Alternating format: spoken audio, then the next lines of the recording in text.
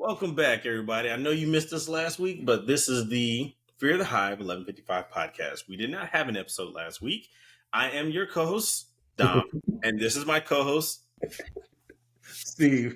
Steven. Glad to be back with you guys. Episode 7 of 1155 Fear the Hive. Glad to be back. Sorry about last week. We will certainly explain during the podcast what's been going on. But yeah, to say the least, we missed you guys. Isn't that right, Dominique? Oh, for sure. Definitely missed you guys. It felt weird. I was just telling Steven that it felt really weird not having to do the usual rigmarole of cutting up the episode and trying to get this all sorted and get all the short takes that we do, the shorts and all that. It was really different. And honestly, and this is the 007 episode. I just noticed that. I was like, oh shoot, hey, it's 007. Let's do it. But first, let's talk to Steve about his new background. Does everybody love the green screen that I got going on right now? Like, this is the crispest green screen you will ever see. And I'm not even going to tell y'all how I got this set up so that my edges don't look green. Just know that I've got a specific set of skills. It's not as broad as Dominique's skills, but it's all, no, I'm joking. This isn't green screen. This is an actual painting my wife purchased. It's supposed to be in our bedroom, but as you can tell, it's not there because I'm not finished moving in. But I figured it'd be good background for today. Love that thing. Yeah, so you put quite a bit of miles. Saw a lot of the USA over the last couple weeks. Man, okay. So for those of you that don't know, I've moved to Cypress, Texas, which is right outside of Houston. No, I don't live in Houston. Yes, there is a difference. I'm still H-Town down. I am. But I don't live in Houston. I'm sorry, I don't live in Houston. I live in Cypress, which is a suburb of Houston. And yes, I just traveled 18 hours from Atlanta to Cypress, and it was an amazing trip. Me and my dog Astro. So twice, didn't you? Yeah. So 3 weeks ago, I flew back to Charlotte to get my car, Wanda. We drove. Wanda is her name? It's a Scarlet Red. 2020, 2021 Dodge Charger GT, 21 GT, right? Scarlet Red, black top pack. I call her Wanda because she's Scarlet Red, Scarlet Witch. Wanda, and she goes fast and she gets good gas mileage. So yeah, I did that 3 weeks ago. Took the trip with her. Now with her, it only took me like 14 hours from Charlotte. Last week it took me 18 hours from Atlanta, to give you any frame of reference of how long that took. So yeah, it's been an interesting 10 days. Nice. And in those 10 days we've had a lot go on. Man, we missed y'all. There's so much to talk about. Oh yes. I guess we'll just dive right in. I actually have this one queued up. Well, slightly queued up. You've been waiting on this. You've been waiting on this, have you not? It pissed me off, like to the nth degree, and I don't know, and I don't know why. I know why. Why? I think I know why. Why is that? Because I think you're saying to yourself, if this had ever happened to me, I don't know if I would have responded in the way that your boy responded. Oh, 100%. Yeah, I would not. It was absolutely atrocious. And it's been, I'm not sure if it's been confirmed or not, but essentially, people said that it was staged. And I do hope so, because hold on. I'm trying to get the picture. You keep going. I'm trying to.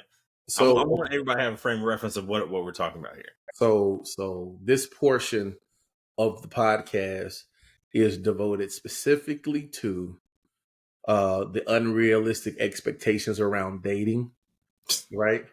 Because since we've been gone, 48 Oyster Girl had her situation where she went out on a date with some dude and ate 48 oysters, and your dude bounced and she was stuck paying the tab. And then, people have been talking for the last couple of weeks about, what's the appropriate amount to spend on a first date, guys should spend. And, they've been doing interviews, and the interviews have been coming back with ridiculous amounts. Got to be $400-$500 to take me out on a first date. And so that's been a running narrative. Not all women, definitely not all women, probably not even the majority of women, but a healthy minority of them seem to think that a first date should consist of spending an exorbitant amount of money to prove some ridiculous point, which to me is the complete fallacy of people's perception of dating at this particular point in time. Now, granted, I haven't dated in, I don't know, 18 years, but still, it seems ridiculous. I feel old right now. I haven't dated in 18 years. So how would I know? But it just seems ridiculous. I feel like the old man, hey, you kids, get off my lawn at this particular moment. But, Dominic has the video queued up, and I know it's not the video, but is that the video? Okay. Yeah, it's not the video, but it's the picture. But essentially, this is what she looks like. Y'all know what the video is. Yeah, this is what she looks like. But the other guy, I don't know. It's hard to tell. He looks either Middle Eastern or Hispanic, one of the two. And what we do know is he's very even killed. Either way it goes. And honestly, had she been out with a black guy, it wouldn't have gone like this.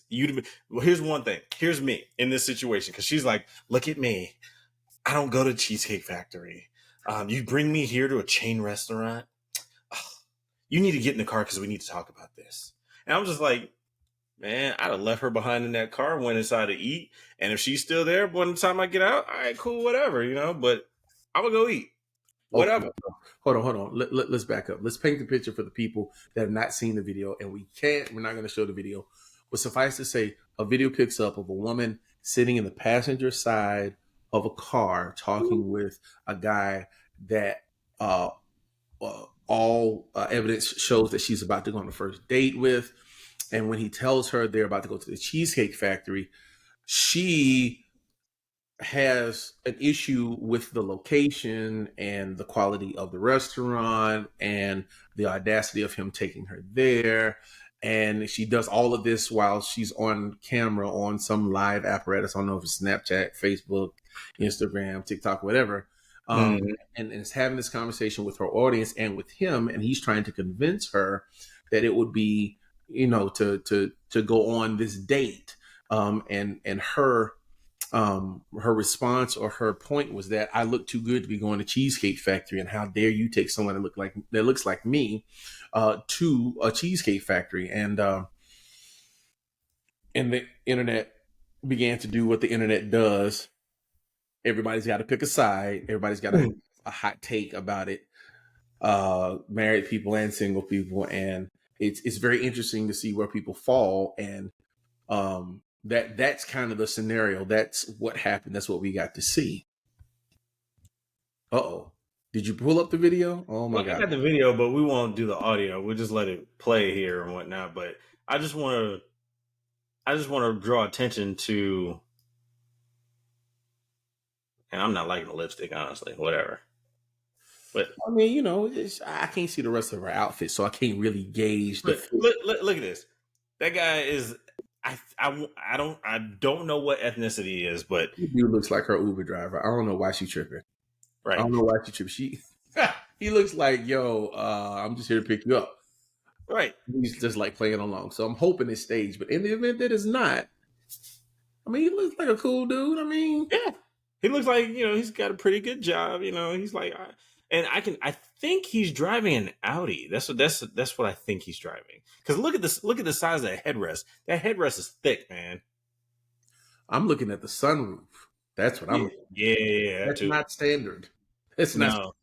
And I mean, judging by the curvature of it, it's a very sloped vehicle. So it might be that Mercedes. Might be. But either way, I mean, come on. Is since when did Cheesecake Factory become, the spot to not go? Okay, so in this current age of dating, apparently things have gotten all jacked up. I was online recently, and there's this list going around, and it reads like this: here is a list of places women absolutely refuse to go on a first date. And thank you to the ladies who reached out to me to help me on making this list. And I'm like, so y'all refuse to do any of this on a first. Hold on, let me back up. Before we leave the actual scenario that started this foolishness, Mm.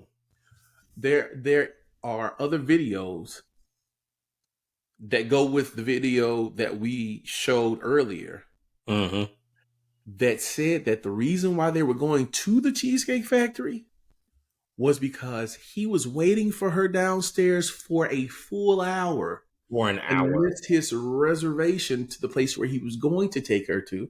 Yep. And the Cheesecake Factory is the backup location. First Right. of all, if this man had a backup location on a date, I think he should have gotten a pass. Cause Yeah. I'll say this right now. If my reservation says 7 o'clock and I'm picking you up at, I don't know, let's say 6:30 because it takes 10 minutes to get there. I like to be Mm-hmm. early. I like to be seated when I'm supposed to be seated. I make sure I tell the person that when I make the reservation. If my reservation says 7 o'clock and I come to pick you up and I get there at 6:25 because I like to be early if I'm going to pick you up, and I wait for you to come downstairs to get into my car until 7:30. First of all, first of all, if my reservation says 7, I'm probably eating at 7 whether you in the car or not. Let's just start there, and Yep. let's start there. Full stop. Oh yeah. If I've got reservations, that's things happen, plans change. But this wasn't a plans change. This was a something other than that, right? Well, her excuse was she got off work late, blah blah blah, had to get dressed and ready. But then also, um, in the conversation that ensued, she did not invite the man up to her house. Which okay, you don't know the guy, first date. Yeah, you're not gonna invite them to the house. I get that. Yeah, I get it. But at the same time, it's like for you to act like a spoiled brat while we're going to the backup location as to what, like, she should be super apologetic, number one. And during a first date for a guy, it is, it's been a while since I've dated too. Married almost 10 years. Whatever, man. Hey, I got 10 years more in the game than most people. So I feel like the vet in the game right now. But being somebody that, from what I remember, it's a lot of pressure in the first place on the first date for a guy because you don't want to be definitely. you want to be decently dressed because you don't want to be you don't want that to be the reason why she doesn't go out on a second date with you. Like he just showed up and just whatever while we were going out, and you have to have some sort of decorum about the way that you dress on the first date. Then your car's got to be clean because you don't want her getting in no dirty, nasty car, because that's going to be a second thing. Third thing is you got to make sure you're on time for that reservation, of course. And oh no, even just driving this person, because that's a lot of trust a woman's putting in a man, is driving her to the destination. Making sure he's not driving like you can drive like a maniac on the first date, even if you absolutely an maniac in your normal life. Like it's a whole lot that go from both sides. It's a whole lot that goes into a first date, right? yeah. So the reaction that she gave, I mean, okay. So that's thing number one. Thing number two. When did y'all become too bougie for Cheesecake Factory on the first date? Cheesecake Factory. Like I was in Vegas and went to Cheesecake Factory and I dropped at least $90 to $100. I'm just Easy. I haven't dated in a while, so I don't have a frame of reference for it except for to say, when did y'all become? Okay, let me not say y'all because I feel like y'all gonna say I'm overgeneralization. not attacking women. I'm just attacking people that think that a first date should consist of someone, whether it be male or female, spending something exorbitant or giving something exorbitant, right? Like, just like I don't understand the expectation for a man to be spending hundreds of dollars on the first date. I don't understand the expectation of a woman to put out on the first date. Like that, this is a first date. Yeah. Like We this, don't even, I don't even know each other like that. Like, this intro stuff. Like what are we talking about here? And this is you wind up here. Where do you work? What do you do? Like, how do you go from there to, hey, can I come up when we get back to that? Like, man, I might not even like your favorite color. Why am I spending $400 on you on a first date? It doesn't. or she may not like the way you may not like the way she chews her food. She might chew like a cow. Man, okay. Or she might not like the way, I hold my fork and my knife. So, like it's a first date, right? Yep. So I don't understand the unrealistic expectations. And granted, you may not like the Cheesecake Factory, but I tell you where you ain't going on the first date. You ain't going to Fleming's. You ain't going to McCormick and Smith. You ain't going to Captain Grill. You know what I mean? Like, I'm not taking you to Chimo on the first date. You're not going to Ruth Chris. What?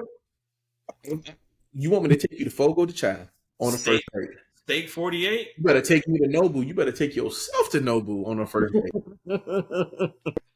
Like, honestly, first date material. Like, okay, so bringing back the list. Man, that list says Cheesecake Factory. Chain. It says everything.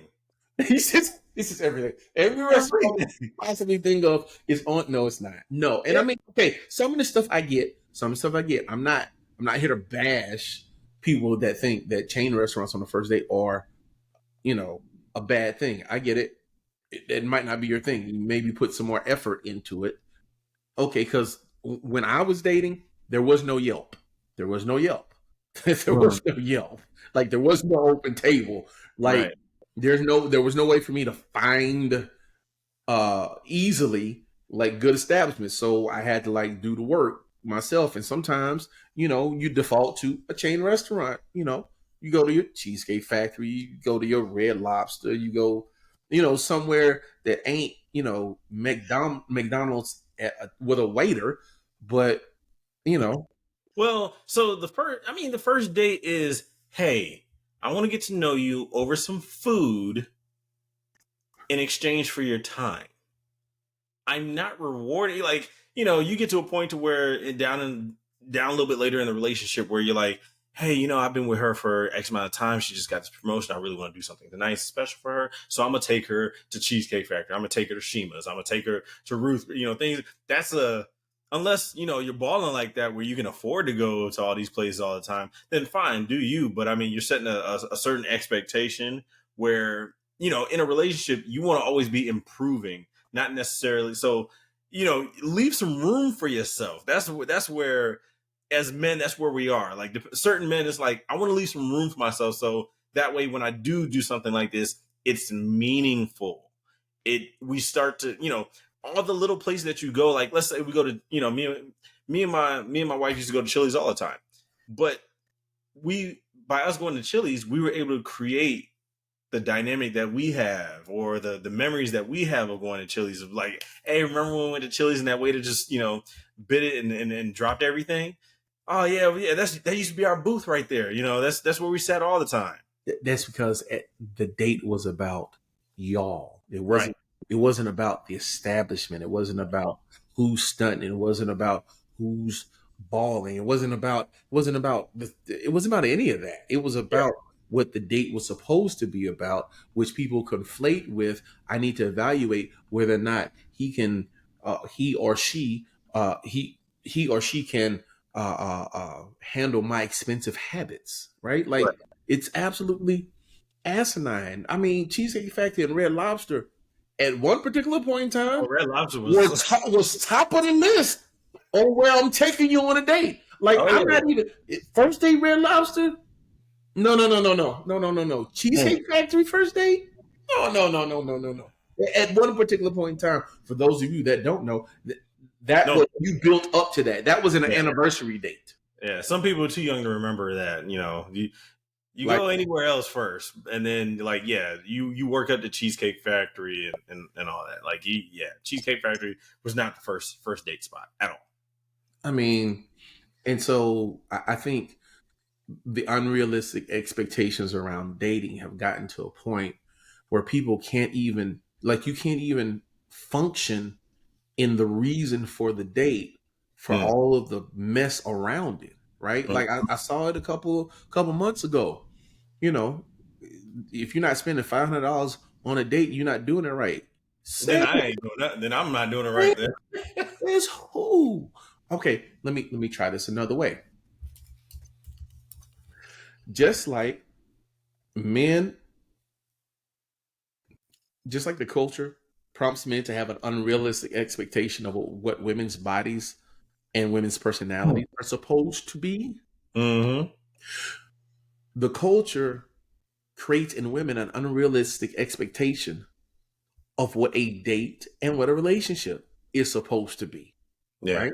Like, I'll put it like this. I've spent $27.50 on a date. I've spent $800 on a date. Damn, you got money like that? Man, must be nice. Had, Must be had, nice. had. Okay. 800. Jesus. Hey man. Hey man. Hey. Hey. Hey. One tomahawk steak at Fleming's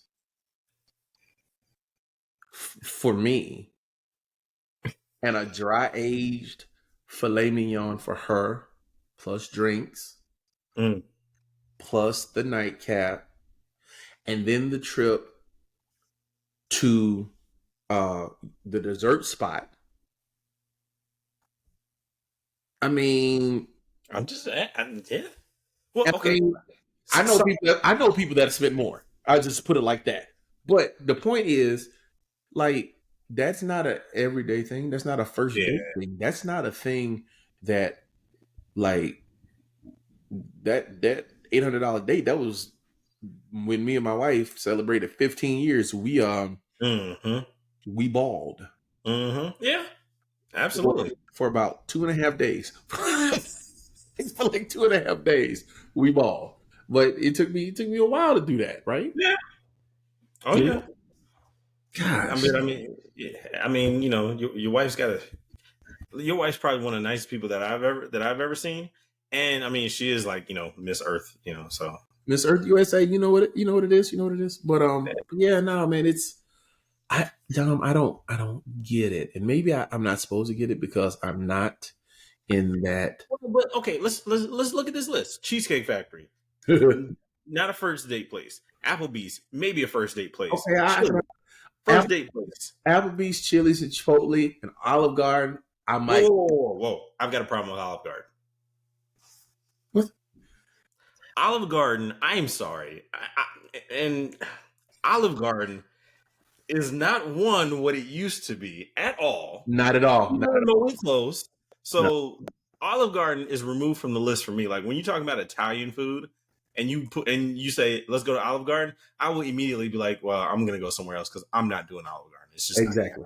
Exactly. Exactly. the movies. Yes, movies is first date for sure. That's like the Bill Russell of first dates, man. Like, come on now. If I can't, if my movie experience don't vibe with your movie experience, ain't no relationship happening. I'm sorry. I'm sorry. That sounds. Hold on. Let me turn my game down. I'm Yeah. sorry. I'm sorry. If my movie experience don't vibe with your movie experience, there is no second date. I'm sorry. I'm sorry. It Yeah, just okay. doesn't work. Okay, your house. Okay, fine, whatever. Yeah. Any No. fast food chain? Okay. Honestly, this no. It depends. It really depends on the relationship that you guys, the relationship that you guys have. Because you can have a girl or a guy that's really like, or both of them just like, you know what? Let's just go get something to eat. It don't even matter. And honestly, any woman that's up for that, you've got a good building block for the rest of the relationship. See, what most people don't understand is if I can take you to McDonald's and you cool because you with me, then I Mm-hmm. can take you to Capitol Grill because you cool. Oh yeah, You with yeah, me, exactly, yeah. right? Like them $20 date nights, right? We go to the dollar menu, then we go to the $5 movie. Yeah, we split a popcorn and a Coke. Yeah, me and my wife, we did that a couple of times. Look, if you can't have me in my McDonald's, you can't have me in my McCormick's. That's all I'm saying. That's all I'm saying. I'm saying if you can't order off the dollar menu, then I can't have them make you a custom menu with your name on it. That's Nope. all I'm saying. Yep. That's all I'm Now, saying. like Buffalo Wild Wings. It depends on the first date. Like, depends on who the person is. If they cool, you're not really dressing up. Like, I mean, is it fight night? Because if it's fight night, I all right, cool. I don't have a problem with Buffalo Wild if it's fight night. I don't Yeah. have a problem. Now, Wingstop. I'm not eating in Wingstop. I'm taking it back. You said Wingstop. I don't know. I'm just saying. I don't even know why they have chairs in there. They have tables and chairs. I never see anybody in them though. Yeah. Red Lobster. Okay, nowadays you could. It's not necessarily like the top of the food chain anymore. Y'all don't know. Red Lobster used to be. Thursday said, "I'll take you to Red Lobster." Now y'all gonna go against Queen Bee? That's all I want to know. Hey, look, I used to joke with my wife all the time. I'm like, so when you gonna take me to Red Lobster? Like, I'm like, oh, I'm just not doing it right. Okay, all right, cool. She don't want to take me to Red Lobster. All right, cool. I got it. Hey, I deserve some Cheddar Bay biscuits for what we both just witnessed. You and I know it. Just let me know the time and the day. That's what it is. That's what it is. And then you got the buffet. Buffets aren't really conducive for a first date, honestly. I mean, I've never done that before, but if you want to on a first date, a buffet, it's tacky. It is tacky. IHOP and Denny's. Maybe maybe after we're coming out, if our first date was the club and nothing else was open, maybe. If the club is not a first date, why would I take you to a place where I could lose you? Not take you. A first date that's not a thing. Well, not a thing. What if the two met in the club and then IHOP was their first date because they were hungry? I could see exactly. I could see that. Denny's too, so Denny's fits in there. The gym, absolutely not. Church, oh God, no. Starbucks, nah. Coffee dates, okay, not a first date at church. Not a first. No, date. Okay. That's even more pressure than the date itself. Not a first date at church. That's even more pressure than the date itself. Coffee dates, nah, not really. Ice cream dates, not really. Family functions, no, absolutely not. No. Movie night kind of falls in line with the movies, so whatever. Somewhere that's a long drive, yeah, no, you don't want to get to know that person. That man, I'm gonna put it to you like this: the rest of the items on this list. Well, actually, no, man. Sporting events would be a really good first date. I don't even know why people tripping, man. Like, okay, if I asked you on a date and I said we had box seats to, I was going to say a Hornets game, but that don't really have the same kind of appeal. No. Most women, you got them at box seats. Box seats or courtside. Hey, but if I say we're going to a Hornets game, you're like, I don't want to go to no Hornets game. And I say I have box seats. You be like, ooh, I want to go now. You're not going. Status symbol, yeah. I'm not going. I'm not taking you. You want to know why? Because you're not there to hang out with me. You're there to mooch off this experience. I'm sorry. Oh, yeah. Shoot, speaking of that, the wife, she hit me up the other day. She was like, I want to go to a Panthers game. And my job, they give away tickets. And my job, they do either, I think we have box seats or you're sitting on the 50-yard line. And so we're going to go see the Texans this weekend, which I don't really care to see the Texans. But you know what? You should. I'm spending time with the wife. You should. D'Amico Ryans is the coach. C.J. Stroud is the quarterback. The guy the Panthers should have drafted. Yeah. Wow, that's for later on in the podcast. But yes, the guy that they drafted definitely is going to be a mauling. Unfortunately. Sure. Okay. Unfortunately. Oh my gosh. But yeah, no, y'all tripping on these dates, man. Look, take it from someone that's been married a long time. Maybe not a long time. Pace yourself. Pace yourself, man. Look, $400 on a date, on a first date, is a recipe for disaster. That's all I'm saying. And that's from that's grown Stephen talking, right? Like, why? For why? Why? It just, you know what it should tell you? This is what I tell my dog. If a man's gonna spend $400 on you, first date, He wants something. Unless his house is paid off, Mm-hmm. he's irresponsible. Mm. Unless That he's irresponsible. Period. that Period. that and he wants something. Yeah. He's expecting Yeah. something. He wants something that you're not going to be able. He wants value in return that I can guarantee you're not going to be able to provide, no matter what you do. Yeah. Which means that the relationship, for all intents and purposes, has run its course even before it began. And yeah. And speaking of relationships that's run its course, Jada and Will. I was trying to avoid that today. I know I got it in the show notes, but I was trying to get around it. Nah, man. Nah. Jada's got to be canceled. I'm done with it. Like, nah. Okay, wait. Can we explain why this hurts so much? Why this is so angry? I don't think women get it, right? Because there's this big battle between women and men about Jada and her part and Will and his part, but I don't think women understand. It's like the older generation with Bill Cosby. Like, you don't understand how much Bill Cosby being a rapist, serial rapist, means to an entire generation. Like Dave Chappelle said, this man, like you said about Bruce Jenner, you know how many of those Wheaties I ate when I was younger? This man used to be Africans at track and field. Like, okay. He was yeah, they were influential. And so like for me, the every time this woman is on camera, she completely unravels bits and pieces of their relationship.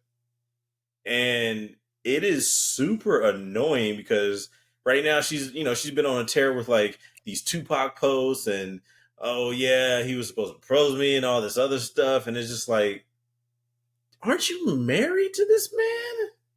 Aren't you married to Will Smith? Like, See, here's the thing. What most of us, and this is black men of a certain age, are saying, it's not, aren't you married to Will Smith? We're saying, aren't you married to Mike Lowry? How could you do Mike Lowry that way? Okay. I've done some research for this. Since the last time we got on here, I purchased Will Smith's book and I went through the entire book. And I listened to his sordid life and realized how flawed he was and how much of a character he has played the entire time that we've known him, right? And for men of our age, right? And even though Dominique and I are almost a decade apart, men of our age, black men of our age, hold Will Smith in a highly elevated position, right? And you have to understand who Mike Lowry is, or else you will never understand why what Jada is doing is so repugnant to us, right? To us, Will Smith was in a movie called Bad Boys. And even though the movie said he played the character Mike Lowry, to us, he didn't play a character. Yeah, that was him. That was him. It's very comparable to Robert Downey Jr. and Tony Stark. They're one and the same person. For us, he was Mike Lowry, and Mike Lowry was the coolest person on the planet, bar none. Right? And for as long, up until, I don't know, 5 years ago, his personal perception and persona was unblemished. He was Mike Lowry the entire time.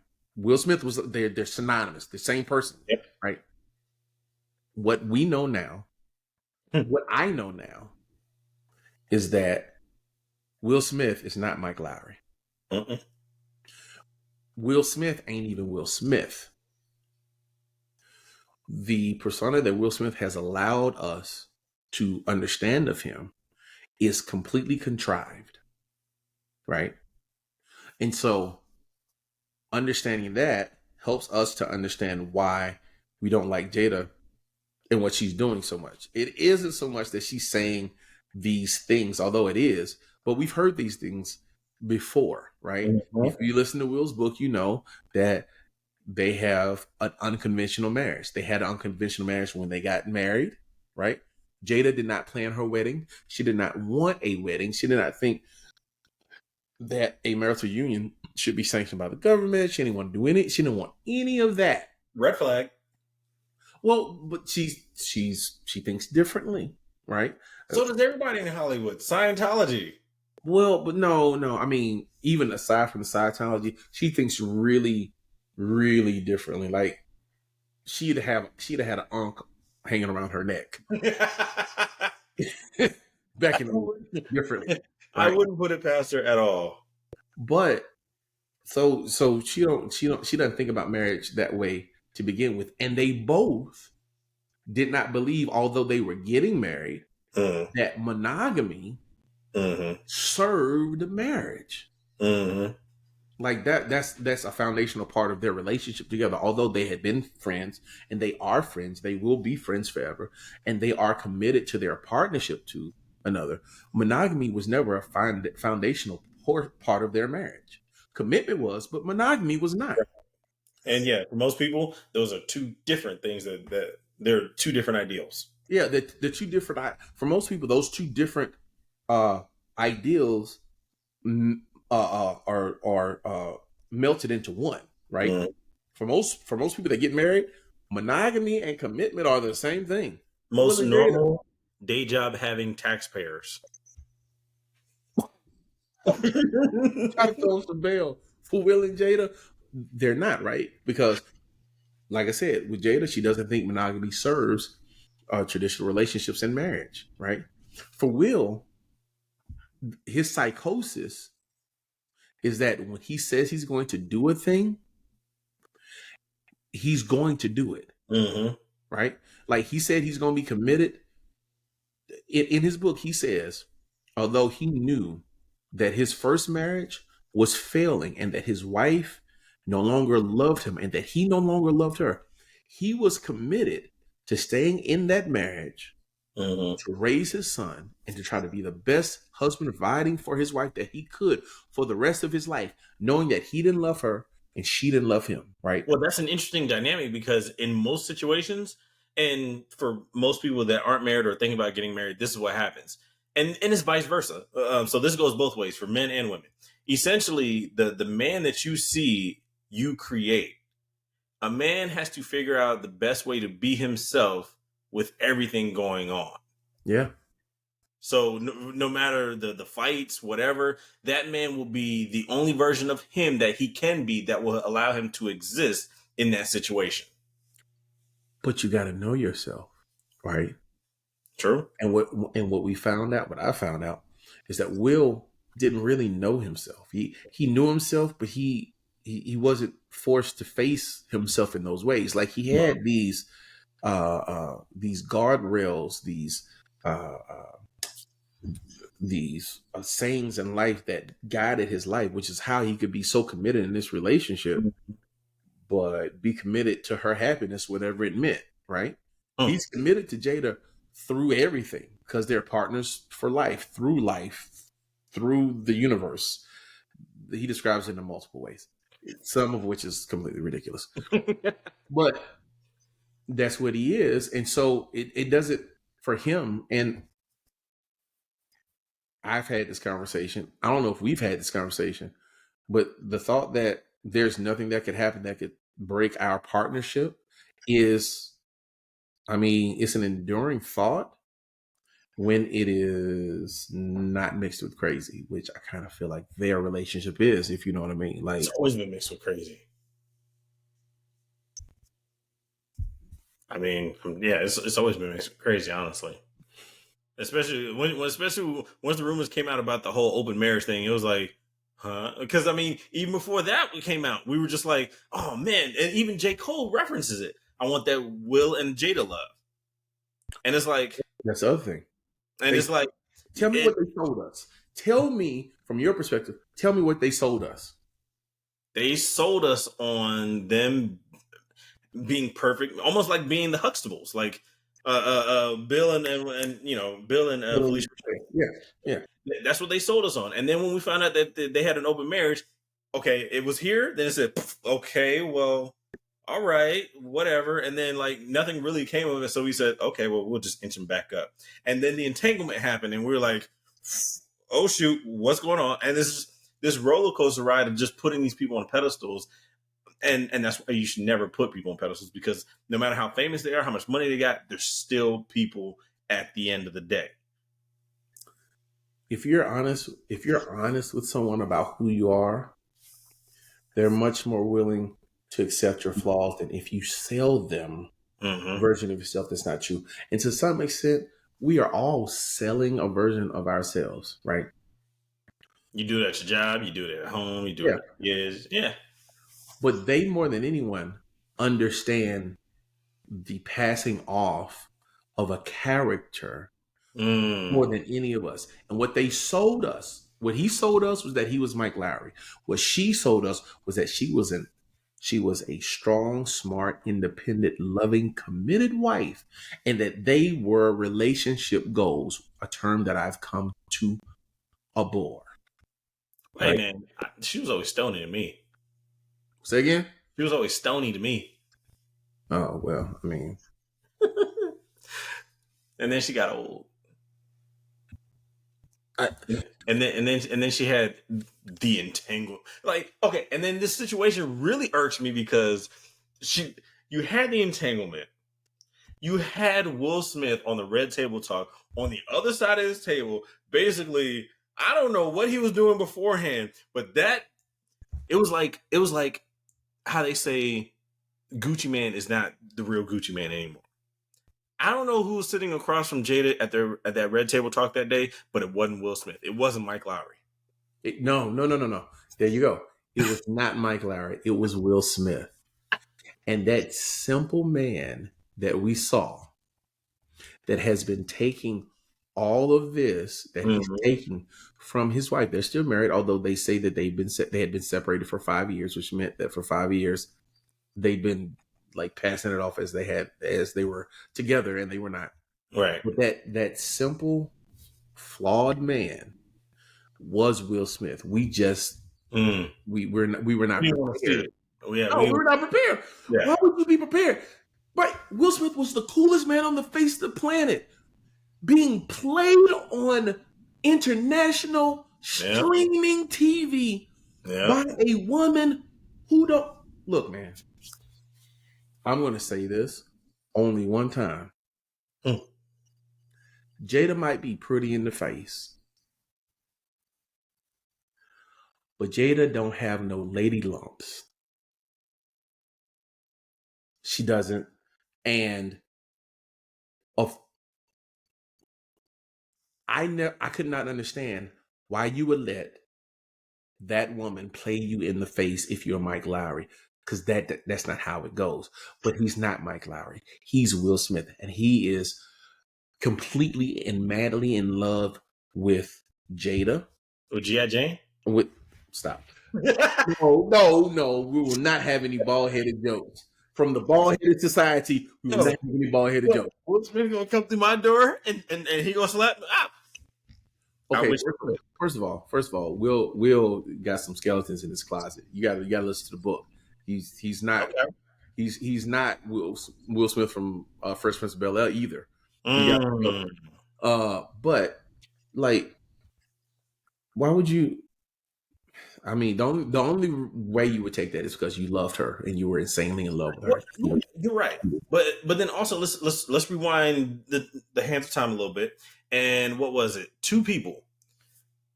Was it Salt from Salt and Pepper or Pepper? One or two. I think it was Pepper. She was saying one time that she had the opportunity to be with Will Smith, but she thought he was a lame. And she says she regrets passing on that. At least I don't think she does now. I don't think she does now. Well, no. But the version of Will that we see now is a product of the relationship between him and Jada. So it very well could have turned out slightly differently. I mean, you did read the book. Wait. You have a little bit more insight into this. Here's the thing. If you listen to the book, that's not the case. That is not the case. Like Mike Lowry is has self confidence. Will Smith does not.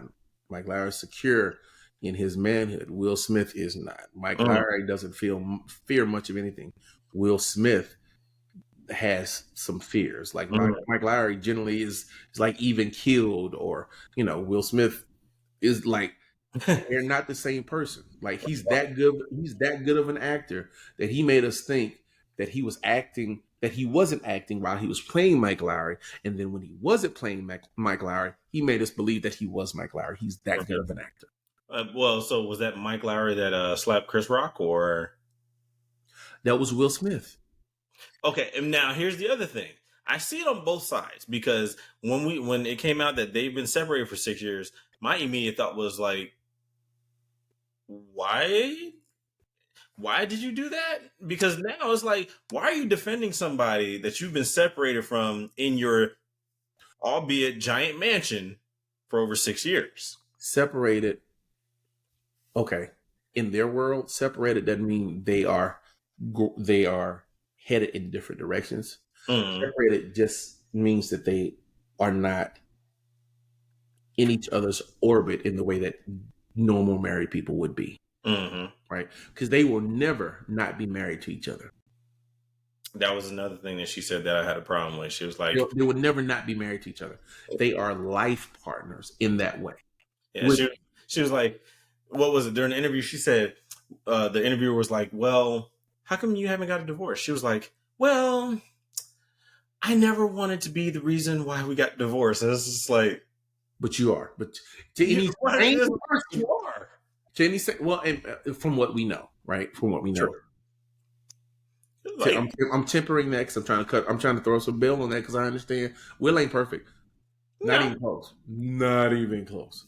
But Hey, but I mean, well, like I said, you have listened to the book. I got to listen to the book, but now going listen, in without listening to it, I mean, if we check the score, bruh. Look, Jada is not the victim. Neither is Will. Let's just start there. the marriage is the victim. Ironically, the marriage is the victim. The Marriage is marriage, like, what's they going are on here? they are jumping the crap out of marriage. They are beating it to a pulp with every press release, with every social media post, with Oh every my book god! that they publish. They're beating the general thought of marriage out of the collective consciousness of the culture. Because and here's another reason why we are so mad is because if she can do that to him, it can Oh, happen to anyone. it can happen to anybody. It can. If Will Smith is not enough for Jada, most people will think that if Will Smith is not enough for Jada, I'll never be enough for my wife because I will never be Mike Lowry. I'll never be Will Smith. So if he can suffer an entanglement, then it's only a matter of time for me. You know what I mean? Like, Bro, like is this your king? Yes, he was our king. he was, yes, he was. Him. but but I mean, also think about it. The institution of marriage, at least for me, the funny way that I think about it is, you love a woman so much, or you love a person so much, and you say, I want to get the government involved. I mean, you just think about that. It's like, man, because I mean, back in the day, slaves, when they got married, you didn't have the whole. It was just that commitment, to one another, and whatever. And I mean, not necessarily whatever that form took shape. Like Django, perfect example. How This did you man, even get Django? I'm sick, man. Come on, I'm telling you. That I mean, Django was nothing but just a love story. It was a little bit more than a love story, but at its base, At his base, it was a love story. This man killed so many people just to rescue his wife. That's all he wanted. Commitment. That is commitment. is he our new king? Is Django our new king? Is that what it is? Yeah. Yeah. No longer is Mike Lowry our king. Django is our new king. Django's a new king. Sorry. He rescues his wife and he kills white oppressors. He is our new king. Oh, yeah. Big time. And And then white people, I said our white oppressors. If you're not an oppressor, that don't apply to you. You're it safe. does not apply to you. Yes, that is exact. Like when that movie came out, it was Django was always kind of waiting in the wings behind Will Smith, and then everything happened, and Django was like, "Excuse me, I'll go ahead and take this." Look, But played by Jamie Foxx, who famously only dates white women. Yep, I had that in the tuck waiting. You said it, I was like, I don't think that's where you want to go with this. separation from character and portrayer, okay? Django is our new king. Jonathan Majors is our new king. Forget what you heard. The rumor mill has it, allegedly, I got to get my allegedlys queued up correctly. Allegedly. He has married Megan Good. He is our new king. Well, that's why she's been with him at all the court stuff. He is our new king. So he just doesn't conquer. He's just not King the Conqueror. Oh, no. He married Megan Good. He is King the Conqueror. I'm sorry. Jonathan Majors. Yes. All right. One for Jonathan. Yeah. Oh, big time. So some of y'all are not old enough to remember the fascination that a generation and a half had with Megan Good. Oh, but a lot of people don't even remember where Megan Good got her start from back in Cousin Skeeter. Cousin Skeeter. Oh shoot! Don't tell me you don't remember Cousin Skeeter. Look, I'm a little bit older than you. I might have aged out of that show. Please help me out. Bill Bellamy and what's that light skinned dude's name that's in Bill Bellamy? So okay, who's that light skinned dude? He's in one of those stupid Tyler Perry shows. The one with the doctor. Tyler Perry show. Oh, Jesus Christ. Okay. 0 for 2. 0 Marnet. for 2. One. I don't do Bill Bellamy unless it's his podcast, which is funny. I don't do him in movies. I don't do him in stand-up, although stand-up's pretty good too. But his podcasts are hilarious. Who? Bill Bellamy. Oh, really? Yeah. No, I don't. He's got a very good. Richard. Women know him. Yeah, women know him.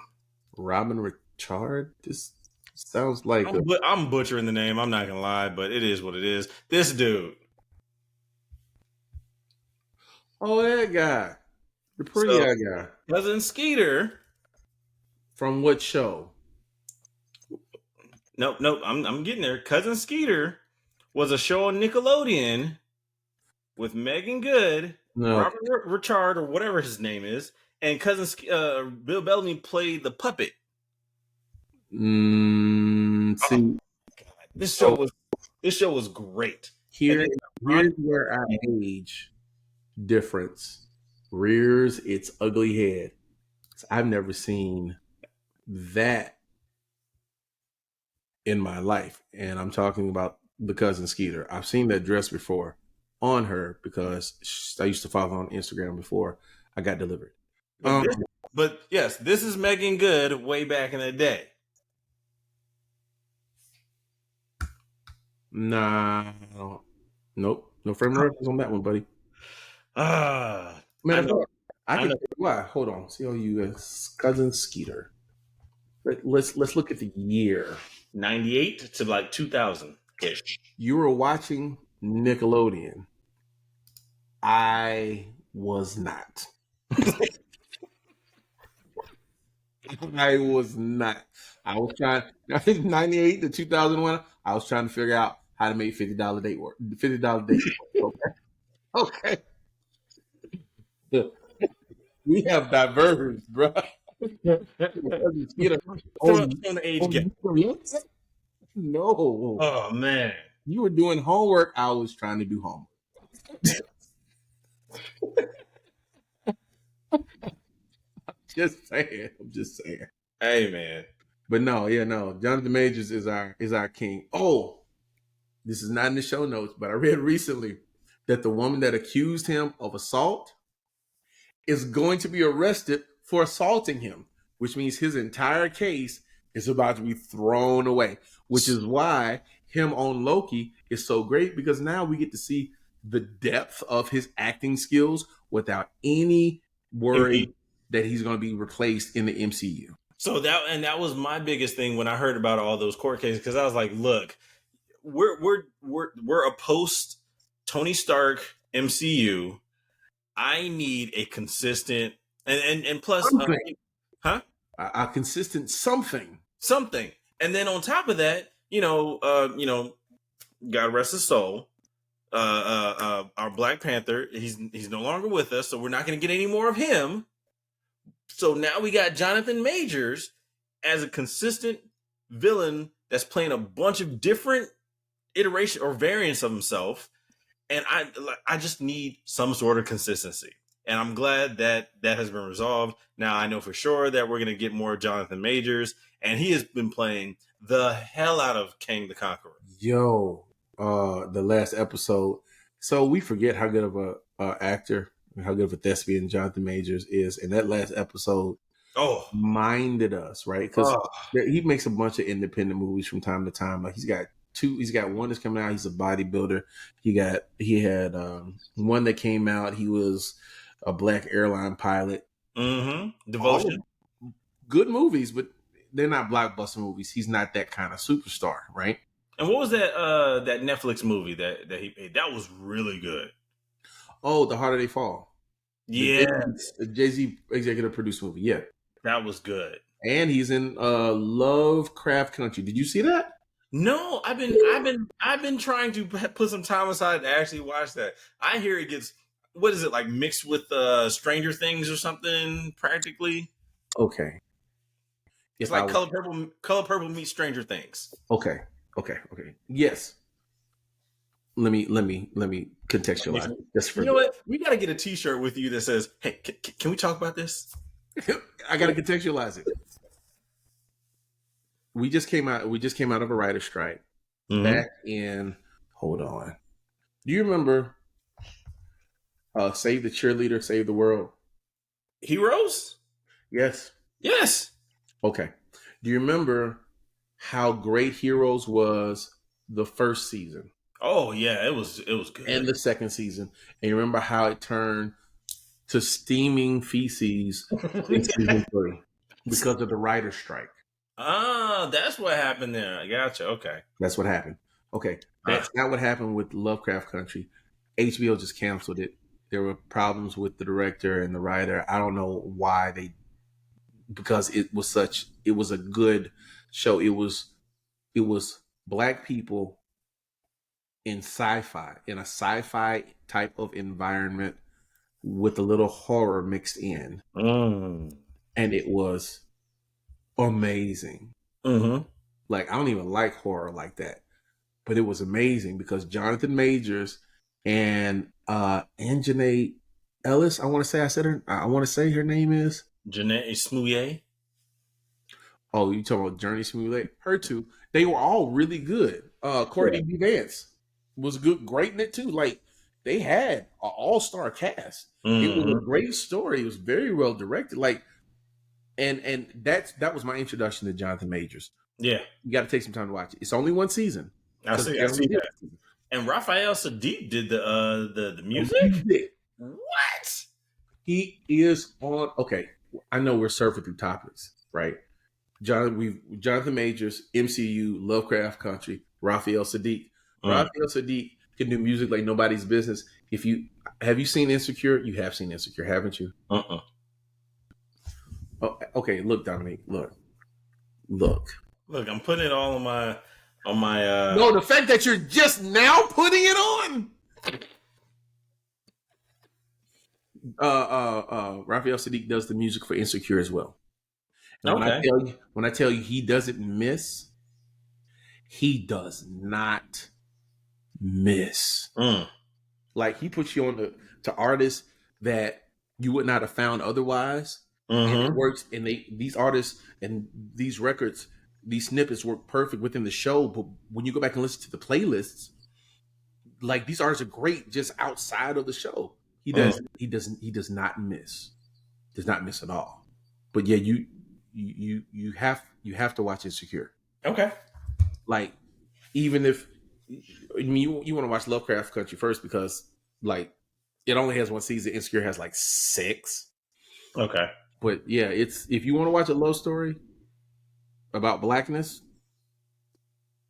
and foolishness that makes you laugh, you want to watch Insecure. Like Okay.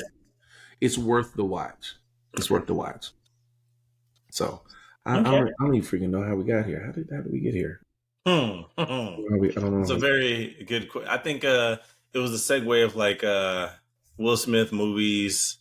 You know, Will Smith. something along those lines. I gotta let my son watch Hancock. He's old enough now. Oh, Hancock is an awesome movie though. Yeah, I'm mad they never did the sequel. I am. Have you seen the extended cut? Right? I think so. Yeah. Yeah. I was really hoping that they would. The only movie that's a miss for me was After Earth.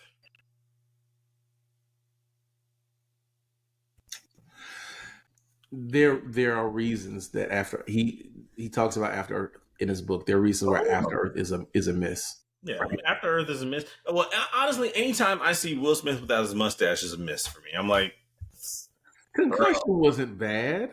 huh? Concussion wasn't bad. It was interesting. Oh, come on. The only one that I was okay with was Ali because, yeah, you had, I get that. But the rest of them, like, because in After Earth, he didn't have his mustache either. And it was just like, Well, I mean, you got a point. You have a point. The non-mustache Will Smith does have a very shady track record. It's very, very shady. Like that movie he did, the movie he did where he was his clone. Oh, yeah. I mean, it was a good movie, but it had like Enemy of the State vibes. It was an entertaining movie, but I was like, yeah. I could have Netflixed and chilled this one. That's what I could have done. I went to watch that joint in IMAX. I took my son to see it. He's like, Dad, this is the greatest movie ever. I was like, about that. This is not my thing anymore. Well, I mean, like this. So now my question is, I don't want to be insensitive to what Will Smith is going through, but are we still going to get I Am Legend 2 out of this? Or we are. Oh, okay. We're going to have to. He has to go back and he has to dip into a well that he was successful in to regain his status in Hollywood, or else, like, it's going to be real bad. I think he did Emancipation, which nobody saw and nobody cared about. Because here's a sequel. Oh. Come on, man, don't do that. I can tell by the look on your face it's about to be some mess. I think you have an idea what I'm going to say. Here's a sequel that I want. Here, I'll give you one guess. What sequel of Will Smith do I want? Sorry. What sequel Will Smith? What sequel do you want? What sequel do you want? iRobot, maybe? Mm-mm. I don't know. Hitch? That'd be interesting, but no. Wild Wild West. Freaking why? Oh, what? Sequels. Give me Wild Wild West 2, please. Give me Wild Wild West 2 and I will give it back. No, thank you. Return to sender. Good. Oh, good. Oh, man. Okay, that's your one. Here's my one. Give me the sequel to Bright. I thought they were supposed to be doing that. Netflix balked on the sequel. Apparently, they had the screenplay and it did not, like, it didn't perform the way that they thought it was going to. And then Netflix they had like a down quarter and they were like, well, we don't have original content. I still want my sequel to Bright. That's all I'm saying. True. I'm with you on that. Like, I actually enjoyed Bright. And I saw potential. But yeah, it was good. But yeah, you said Wild Wild West. Look, my movie selection, or sometimes for the most part, I agree with a lot of what movies were good. But the other thing for me is I grew up in the movie theater, so I'm used to, like, every Friday and Saturday. My dad worked at a movie theater for I remember saying 20 years. So I would go to the movie theater just to go. Like, and sometimes I would go, when nobody else was there, and just my dad had to show the movie. I would just sit there and watch movies. I did that too, just not in the same way. Like you were supposed to be there. I wasn't. I was just there. IMDb has listed in pre-production Hancock 2. So and in post-production, Bad Boys 4. I was just about to say, so yeah, so we're starting. Whoa, because that means Will Smith is on a comeback, big time. You go back to the well. Go back to the well. Bad Boys 3 wasn't bad. It wasn't great. It wasn't bad though. But there was a lot there. Hancock, there's a lot there as well. So I'm Hancock. Yeah. Oh man. Okay. That's what I'm saying. That's what I'm saying. And well, here's the other thing. I want Karate Kid too. Never happened. Like, it's never gonna happen. Sorry. I wish that it would, unless they're gonna have a different kid, because his son Jaden's not doing. True. Now, okay, you can do that, but you still have to have Jackie Chan, and it could just be somebody from the Jackie Chan like 100. What are you talking about? But still, you got to have Jackie Chan, because it can be a kid from the school that he started after the first one. Could be. Man, look, Cobra Kai is doing so well on Netflix. I don't think we'll ever see another Karate Kid. At least not like that. Not for another, I don't know. We got to let the old wash away. And it's been a while. It's been almost 10 years, so maybe another 5 years before we get Karate Kid. Or another version of Karate Kid, because, they do everything in like 15, 20-year cycles. Or Three Ninjas. There goes that age difference again. Come on, man. There goes that age difference. I know what you're talking about. I just don't hold it in the same esteem as you. I'm sorry. Three Ninjas that was a movie. It's a Three Ninjas. Yeah, I get it. I get it. Boy, man, I missed a whole lot. And I hate that. Yo, I be hating that. You ever think to yourself, I'm getting too old for this. I'll get too old. I forgot, what was I doing? I was I guess it'll come back to me. I'll tell you the story. Anyhow. But yeah, no. I don't. Three Ninjas, I remember it. My brothers probably enjoyed it much more than I did. I didn't really care. I didn't really care for it all that much. I don't know.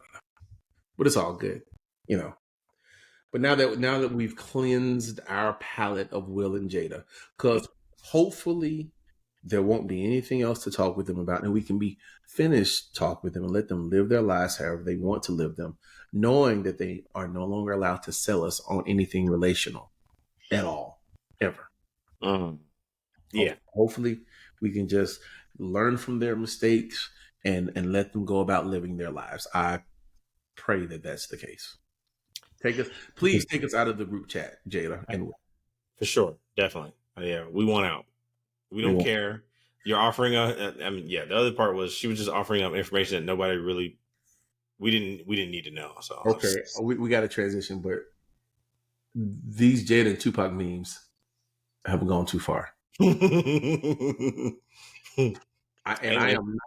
am not her bodyguard or her protector or anything like that, right? But they've gone too far. They got her in the Mercedes with Tupac and. Yeah, she was in the car, man. Whatever. She was in the back seat. She was screaming, "Take Will instead." I saw one. Hey, you remember a scary movie where the girl has sex with the ghost? Oh yeah. Somebody superimposed her face on that joint and superimposed a ghosty Tupac. It's gone too far. Like we gotta let that woman. Got to let that woman go. Or what was the other meme? The one where Will's daddy from the show and Jada's like, "I don't love you, man." Which, for anybody who's not really watched the Fresh Prince of Bel-Air, that is a very powerful scene, and James Avery talks about that scene as being the time that he knew Will was like He was a legit actor at that point. The fact that they would sully that scene with this foolishness lets you Ugh. know how far this has gone into the depths of foolishness. Like that. Why you don't want me, man? No, that scene is still it is as powerful as Denise coming as not Denise. What's her name? Tempest Blesso's character It on was Denise. Cosby Show. Yeah, Denise. No, Yep. coming back in late and her getting in trouble with Claire. It's as powerful as that scene. Mm. Or the Cosby Show when they did the anniversary where they did the singing down the stairs and Oh Lily yeah, and the whole baby skit. It was as powerful as that scene, or yeah, almost as any other scene in Black cinema, like yeah. Black TV cinema. That is. So Oh yeah. yeah, no, All right, what we got next?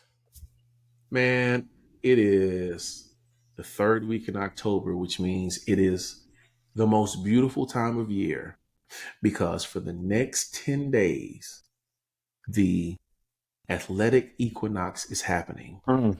There is NFL Mm. football, there is Major League Baseball, there's NBA basketball, and there It's just is started today. national hockey. Mm-hmm. All at the same time. And if you're a soccer fan, the U.S. Soccer League, I forgot what it's called, FCS. I believe they're moving to the playoffs like next week. For the next 10 days is going to be a smorgasbord of sports. Not to mention the fact that if I remember correctly, Jiho is happening this week. Crazy. You're a Texas resident no more now. Like you can't. You're done. I'm done what? You're done. Okay, see, here's the thing. This is what people that are not alumni of North Carolina A&T State University don't understand. He just went there. It doesn't matter where in the world you are. If you have participated as a student and as an alumni of that highly esteemed university, you always know that Jiho is coming near the end of October. And whether you go or not, there's something in your heart of hearts that just burns with joy and pride, knowing that your Aggie brothers and sisters are participating in this well-oiled tradition Well of being oiled. great. Like it's just dripping with excellence. Okay. So yeah, there's that. But no, it's the sports equinox, and there's we've been gone for too many days. There's so much to talk about. Okay, I thank you guys for hanging out with us. Thank you for listening to us opine about Will and Jada. But before we get too long in the tooth, I need to say this: stop.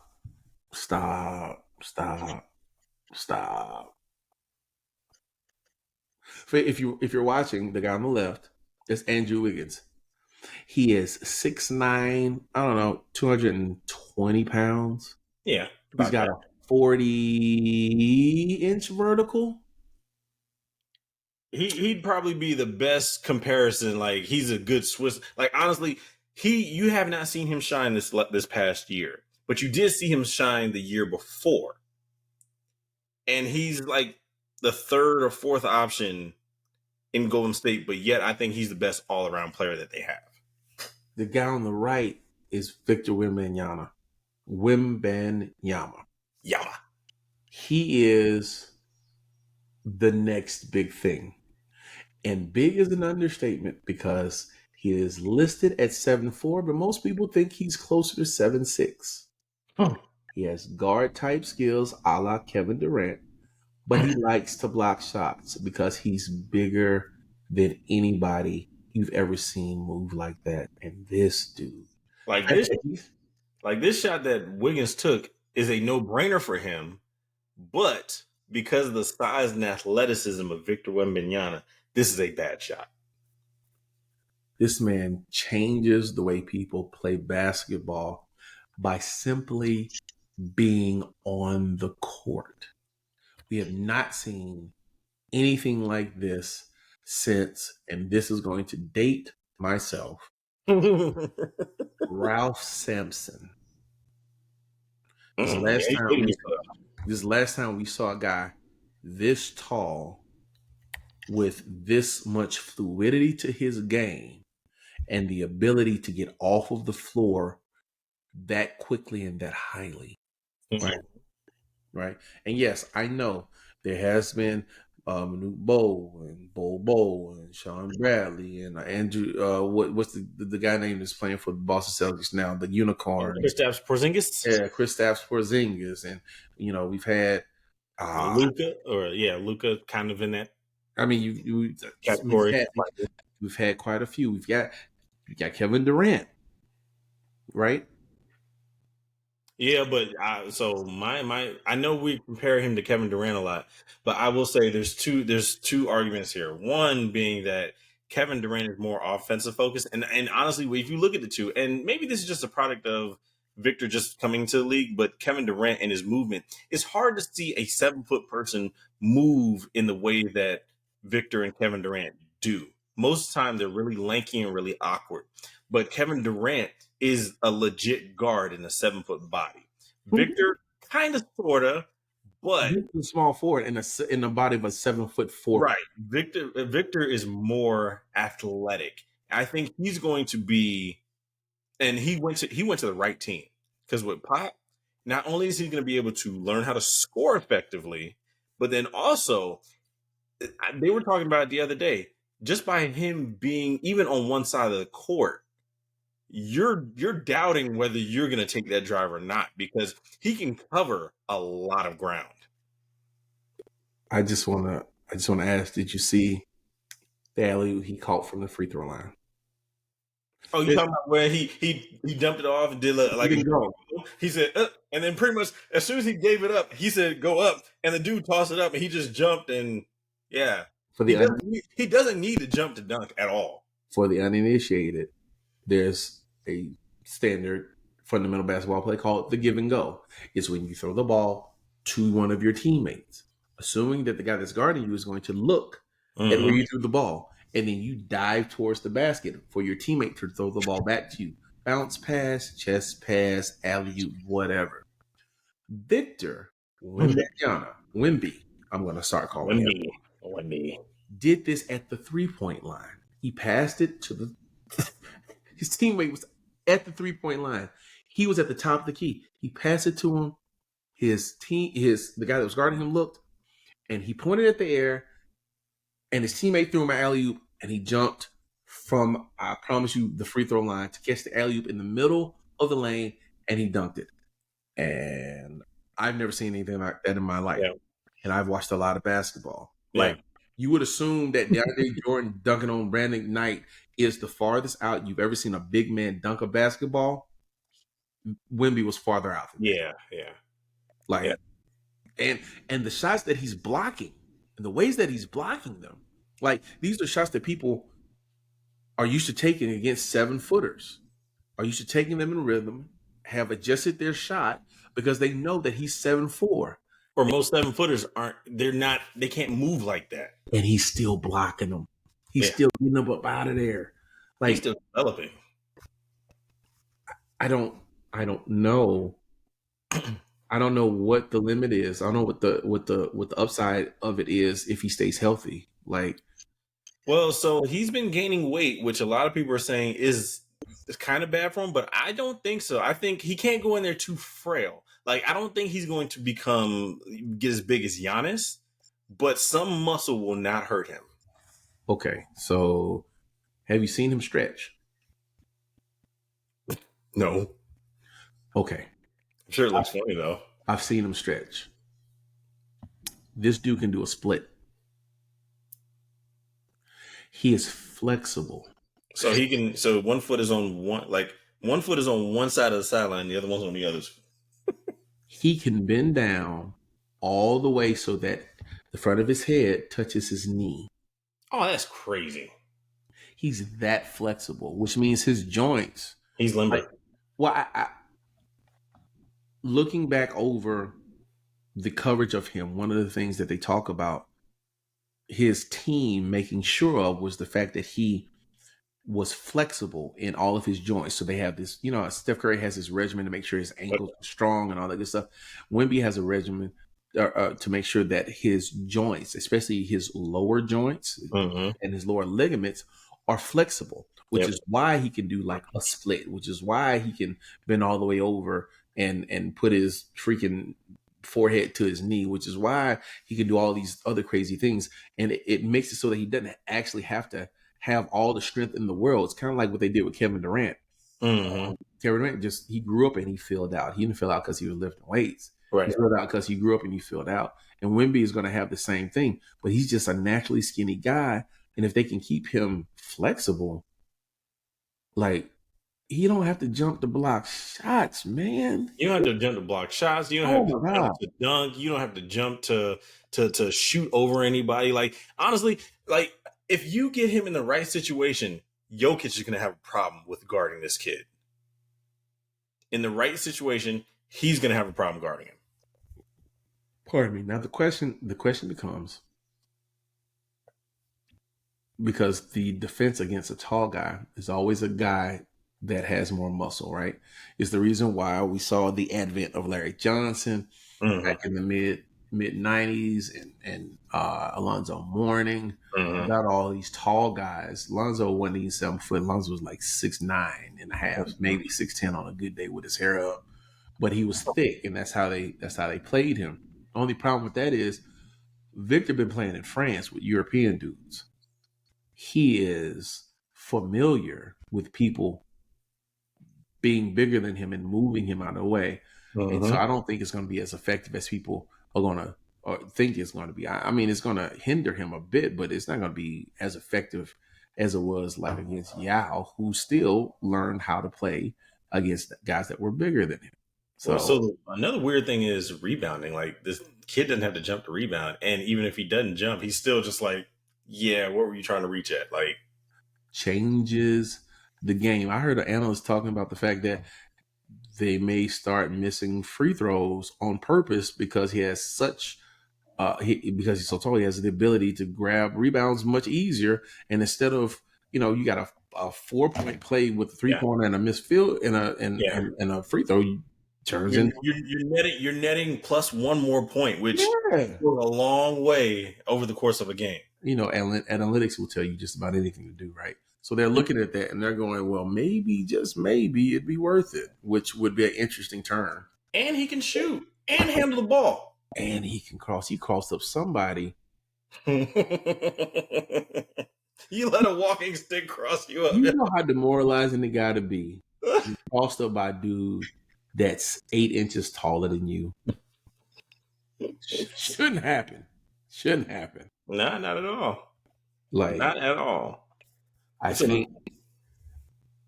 I don't know, man. I don't know. I don't know where it goes. This is probably one of the most interesting NBA seasons in a while. Like, last year, I didn't really care. I was pretty much whatever. But this year, we have Damian Lillard paired up with Giannis. We have the three-headed monster that is Phoenix. You have Chris Paul finally. It's yet to be proven, but on paper, this could be the closest he might get to a ring, which he had the opportunity in Phoenix, but that's neither here nor there. Who else we got? What other moves were made? Those are the only ones that matter. Oh, yeah, true. For Derrick Rose fans, he's over in Memphis now with Ja. Trying to help Ja not be. Oh, and then Boston with Kristaps is there, and you got Marcus Smart. Well, no, I'm sorry, not Marcus Smart. Sorry, Drew Holiday. That's pretty big. That was okay. I needed that because, and we've always talked about it, a lot of people talk about it, is the fact that Boston in late game situations does not know or does not have an identity in late game situations. Now with Drew Holiday, you have somewhat of an identity. But that's the same identity that Marcus Smart gave him, just like an inch taller. But Drew Holiday's a little bit. Yes, Marcus Smart was that person, but it was like maybe kind of, but all the focus was on Jalen and Jason. Now with Drew Holiday, you have that nameplate that sits between them. Like, yeah, I can do it too. Either one. I to be honest with you, I think Porzingis is probably going to be a bigger ad than Drew Holiday, only because I think he's not afraid to get his own shot or shoot his own shot. I think the other two are. Jaylen Brown doesn't have a left hand, and Jason Tatum likes to take hard shots. Porzingis likes to take shots he can hit. Yeah. You know what I mean? Oh, yeah. And that means a lot. They added what they needed. Oh, and then we have Shea Gilgeous-Alexander and Chet Holmgren. So Chet coming back is going to be. Oh, I heard somewhere that I was listening to Bomani Jones' podcast, The Right Time, and he was saying how Chet Holmgren and Wembenyama, Wemby, they got beef. They got beef. They got old beef. I like beef. I like it too. I like it too. But you know what's very interesting? The name that you didn't drop, the Lakers. Jury's still out on that. I'm okay. Let me give you some evidence. Right. Exhibit A, Christian Wood. Exhibit B, Jackson Hayes. Now, I know the casual NBA fan has no idea who these guys are. None whatsoever. At the beginning of free agency, I targeted a couple people that the Lakers needed if they were looking to get out of the West, right? They needed a guard. They got the kid from Miami. They re-signed Austin Reeves. Mm-hmm. You know, they got some help in the backcourt, right? Mm-hmm. On my list were both Christian Wood and Jackson Hayes. And I said, if they can get one of them so that Anthony Davis doesn't have to play center, or if he gets hurt, is going to go a long way. Yeah. They got both of them. Both of them. Both of them. Combination. They got both of them. And I watched a couple of clips from the game tonight. And one of the clips was of Christian Wood drop stepping and dunking on some dude. Like, it was classic dribble, drop step, dunk. And I was like, that's exactly what I'm talking about. Because you need that in the Western Conference. Maybe not so much in the Eastern Conference. But you need a big body. You need somebody that can drop step and dunk. You need somebody who has active hands. And they have all of that. So, you know, if you can keep LeBron healthy, which is a big if you can keep street clothes, you know, on the court, which is a big if as well, then I think they have a chance. I'd be honest with you, I think they have a better chance than somebody like Golden State or freaking the Kings, right? I like Golden State. I love Chris Paul on Golden State. I don't think Golden State has enough. Like, you're not big enough to play with the Lakers. You're not big enough to play. You're not big enough to play with the Lakers. You're not big enough to play with Denver. You're not big enough to play with Portland even, right? You're not big enough to play with Sacramento. You're not big enough to play with any of those teams. Mm-hmm. Right? Not to mention San Antonio or Dallas. You're not big enough to play any of those guys. So, or the Timberwolves. I mean, Timberwolves are huge. Yeah. I don't think they have the shot that people, you know, wish for Chris Paul. Although, if they did have a big or two, if they could get a big or two, it would greatly help them, because I think Chris Paul is really going to help those young guys coming off the bench. You know what I mean?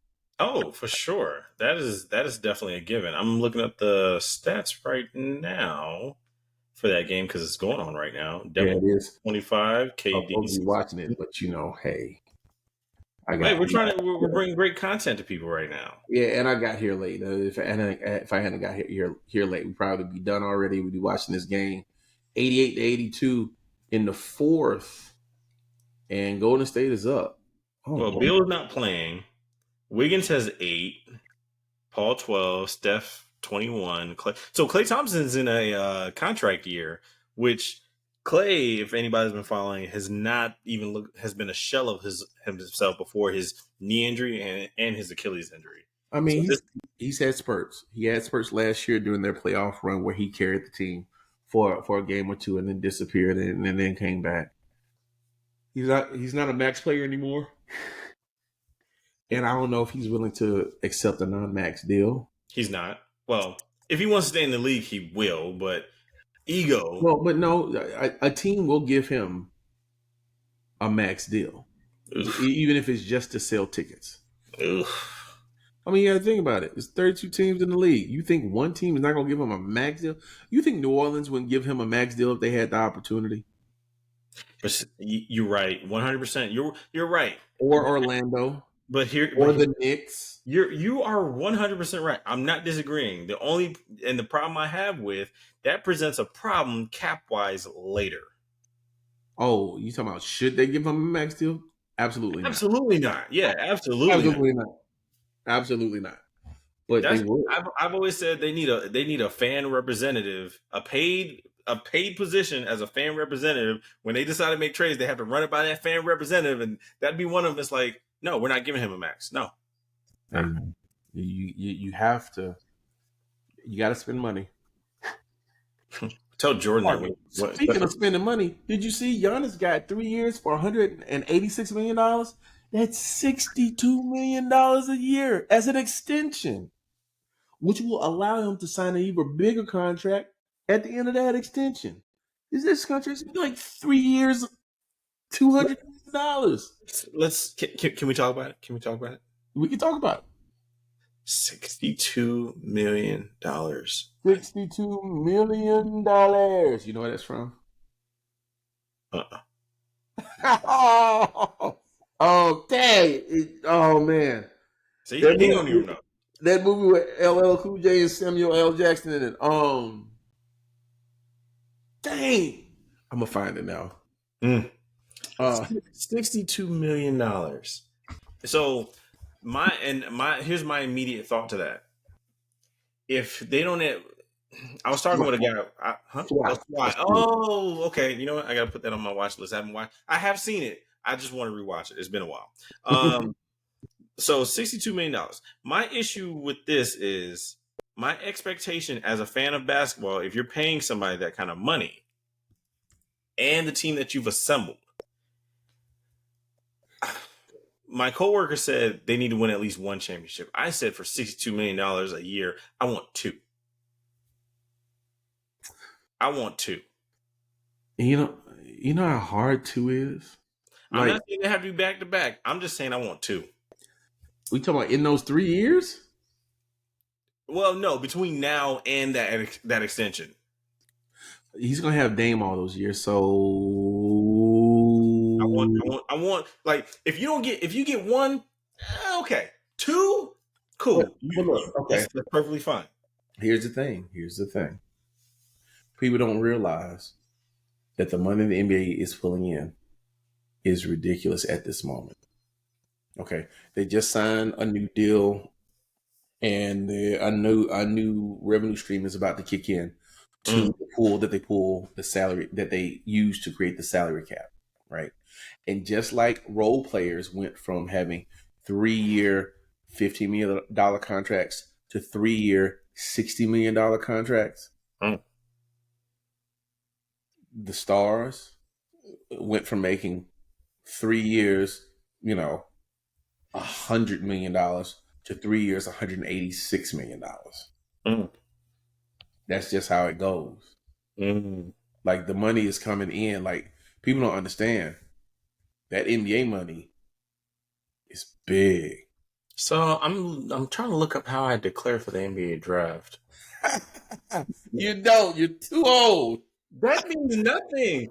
Did you see during the draft like some random guy just declared for it because he filled out the paperwork? It's just paperwork. Look, if I happen to get a call, cool. If not, I can at least say I declared for the draft. My man said, "Give me a 10-day contract, please. Give me a 10-day contract. That's all I need. I am the best jersey with my name on it. I'm good. That's it. I'm your best person to make sure everybody's hydrated. Hey, yo, Giannis, you need some water? You look thirsty, bro. They're not gonna waste the water. Hydration is important.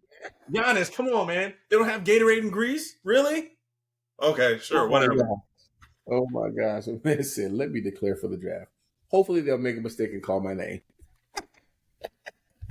With the number one pick, we picked Dominic Goes like, Oh shoot! I'm gonna be honest with you. It don't even have to be, as long as they call your name during the draft, you're good to go. Number 1 pick, number 100th pick. It Hey, doesn't matter. number one pick on the what, the fifth round? You know, They're gonna be like, whatever. we like 2 rounds of the draft. Yo, they go, sir. We would like what? How would you like your contract structured? I would like it signed. I don't care what it is. Would you like this portion of it as a signing bonus? I don't care when they send it. So they send it signed. Would you like my direct deposit information? I'm signing it right now. Sir, there's nothing for you to sign. Yes, there is. Yes, there is. I wrote on a piece of paper the date. It can be a napkin. It can be a napkin. Whatever. My signature. That's it. That's it. I'm framing it. It's going on my wall. Like, that's all I want. Oh man. Oh, that would be that. Yeah, no, the NBA money is stupid. $62 million to play basketball. Stupid. Jeez. But I mean, I can only imagine that. Like, and they got it. They got it to pay it. That's the crazy part. How are you paying one dude $62 million? What's the cap? It's like 100, 120 something ish. Okay. So now you want me to Google, and now we got to get into it. NBA salary cap, because you're not going to believe, nope, year by year. Yeah, that's what you want. See, here's the deal. Here's the deal, right? So, just as a frame of reference, the salary cap jumped from 2015 to 2016 from $70 million a year to $94 million a year. So for reference, the salary cap for a basketball team is the total number of money that you have to fill out your roster. So you can have that split out however many ways or whatever, but that is the hard cap. Granted, they have some exceptions to go. No, it's not even a hard cap, but that's the number at which you can spend without incurring penalties. Luxury tax. Yeah. Well, yeah, there's a bunch of them. And just as a frame of reference, the cap between 2005 and 2014 only went up $14 million. Right? So over 9 years, only went up $13 million. 14 to 15, it went up $7 million. 15 to 16, it went up $24 million. Like, when we say hand over fist, that's what we're talking about. And that was 2015. Now, that $70 million that was the cap in 2015, cap is now $137 million. That's a whole $42 million per year more than it was in 2016. So if Giannis is getting paid, we're accelerating years here. If Giannis is getting paid $62 million a year, that's less than half of what the cap for a team is. So you still have another $60 million to fill out the rest of your roster, and this is without assuming that they're going into luxury tax in any way, shape. Well, I mean, they also have like mid-level exceptions and some other BS that they throw in there to even it out. So put it like this: the team with the lowest cap this year, cap is 130. Oh, there's a cap. The salary cap and the salary floor too. Like, you can't just be like not spending your cap. You gotta spend. There's a salary floor, right? So this year, 2023, the team with the lowest cap, $132 million, the Pacers, right? It's just below the salary cap. The team with the largest cap, $225 million, which would be the Golden State. Yeah, which means that they're paying $90 million above the cap, 89, and they're probably paying a whole another $89 million in luxury taxes. But I mean, so Golden State has always been that way for the at least for the last 1, 2, 8, 9 years. 4, 5 out of the last 6 years. Yeah, they don't mind spending that money as long as they get something in return. So, and I think, but that's coming to an end at some point, because you can't just keep doing that. Here's where you're wrong. Uh-oh. their owners are dumb rich. Mm. And that building that they're in is printing money. Mm. So this is not going to stop. No, seriously, the Lakers, they print money. They're dumb. They're not Steve Ballmer rich, but they're rich. Mm-hmm. So it's not like they could continue as long as they're winning championships. Yeah, they'll keep doing it. Like if they win a championship this year, which I highly doubt, they'll pay the luxury tax. They don't care. They don't. Put like this: when you're worth $20 or $30 million, $1 billion, $80 million in taxes. It's a tax write-off. Write-off, bro. Yeah, it's a tax write-off. It's a write-off. It reduces certain levels of income that you've already attained, right, to make your taxes lower. That's what it is. Right. So, right. No, not worried about the Warriors in the least bit. Mm-hmm. Now I'm curious. Richard, NBA owners. But yeah, no, they it's going to be an interesting week. Eagles won, and I'm happy that they won. I hope that they continue winning until they face Dallas, and then I hope everybody's sick with the flu and they lose that game, but then they're well the next week, so they continue their dominance over the NFC. That's just my personal preference. Hey man, look, it's all about the tush push. Man, if y'all don't get that, it's all about the tush push, man. Y'all don't get. We can eat up some yards with the tush push, man. I've never seen a team execute that version of the QB sneak. So it's not a version of the QB sneak. It is a rugby move, and it should be outlawed. Yeah, yeah, I said it. Yeah. I mean, when you're it is crazy that they almost guarantee at least 2 yards. And when you're talking about trying to get to the line, man, that is, they did it so many times this past game. I was even in disbelief, like, no way they're going to get this. And it's like, oh. Well, man, I got a question for you. What's up? Would you ever knowingly drop a refrigerator on someone? Like if someone was like laying down in the kitchen, would you ever is there any circumstances that you would think of pushing a refrigerator onto someone? If the answer is no, then you're not going to just push. Not that I'm because what literally is happening is that a man that's 285 pounds is being pushed by a guy who squats 685 pounds, who is being pushed by a guy that weighs 275 pounds against a guy that weighs maybe 300 pounds. They're dropping a full refrigerator on a human being and asking him to not move 3 feet.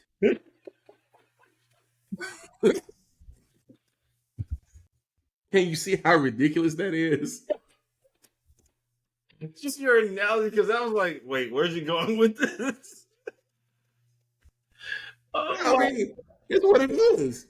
You ever try? Look, man, I picked up some heavy things in my life, but I promise you, the dumbest thing I've ever tried to do was move a full deep freezer. It is not what you want in your life. Unless you have a forklift, even moving it is back pain. They got these grown men out here being. You got Jalen Hurts squats 680 pounds. If he was doing it by himself, he'd probably get it.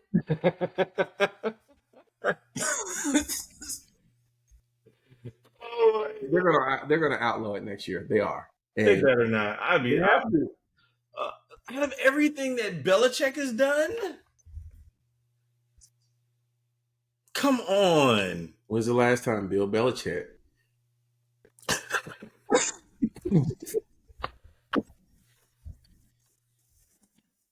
dropped an anvil on an opposing defensive lineman? Never. So he's never done this. So I mean, it could be, contextualize that deflating the football so for better grip is along those lines. But I mean, because deflating a football gives an unfair advantage. What the Eagles are doing is actually a stroke of genius. Like, they have to perform. A deflated ball does not have to perform. You don't have. It takes less effort to catch a deflated ball. It does take a lot of effort to throw a deflated ball, though. There is very little, very little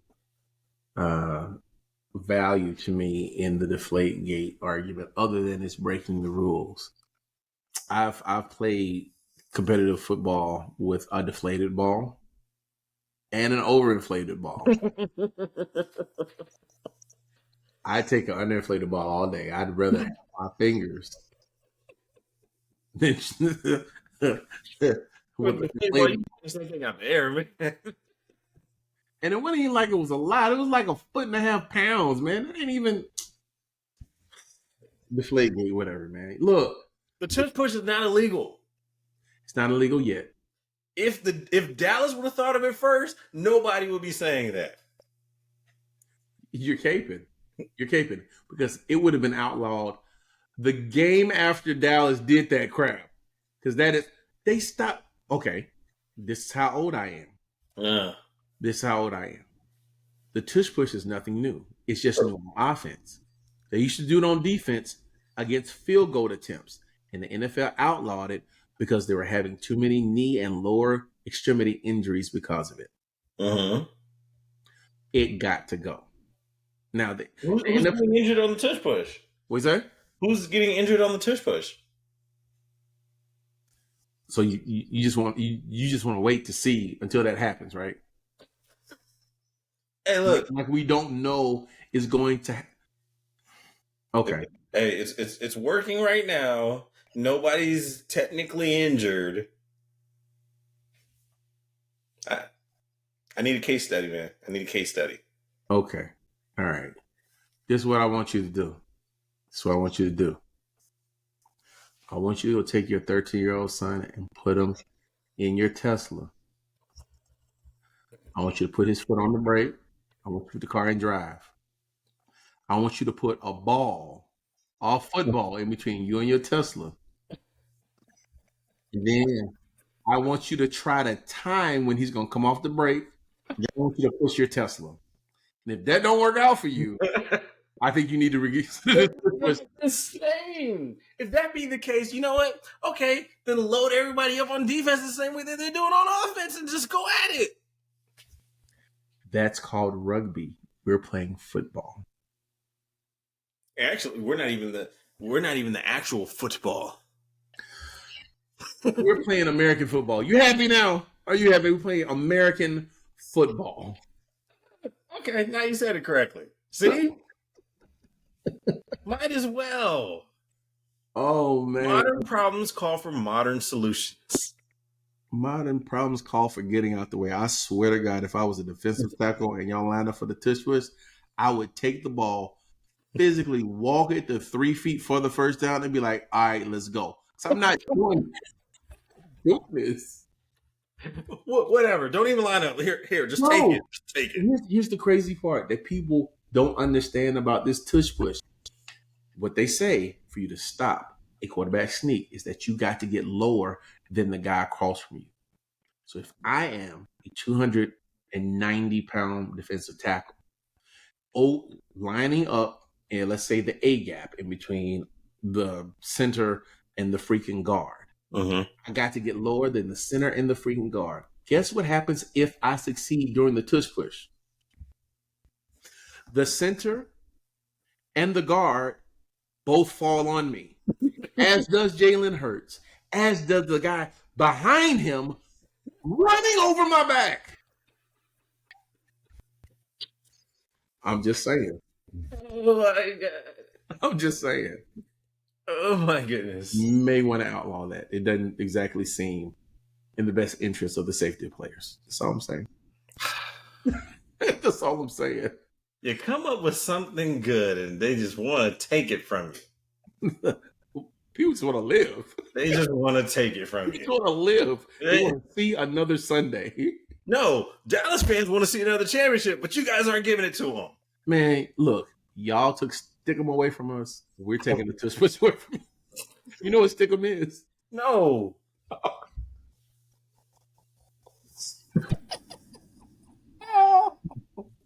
Back in the 80s, what defensive players used to do is they used to. Oh, you talking about the little goopies? From Little Giants, yeah. It was popularized because the players in the NFL used to cover their hands in gloves with sticky stuff to make it easier for them to grab jerseys. They outlawed that because they needed to because it was unsafe. True. And so is the Tush Push. Gotta go. Need a case study first. Gotcha. Look, Dallas invented the horse collar tackle. Freaking Darren Williams had to go. First time I saw it, I was like, ooh. Look, and that was during the time. That was during the time where they had NFL hits, where they would take and create tapes of the best hits of the NFL that year. And even then, the horse collar tackle was like, yeah, you gotta get rid of that. So you're not gonna have any freaking receivers if you keep letting that happen. But yeah, man. Oh, okay. We've been on women or material in this podcast really hard. We give them a really hard time. Okay. There's this girl, Dominique Malongo.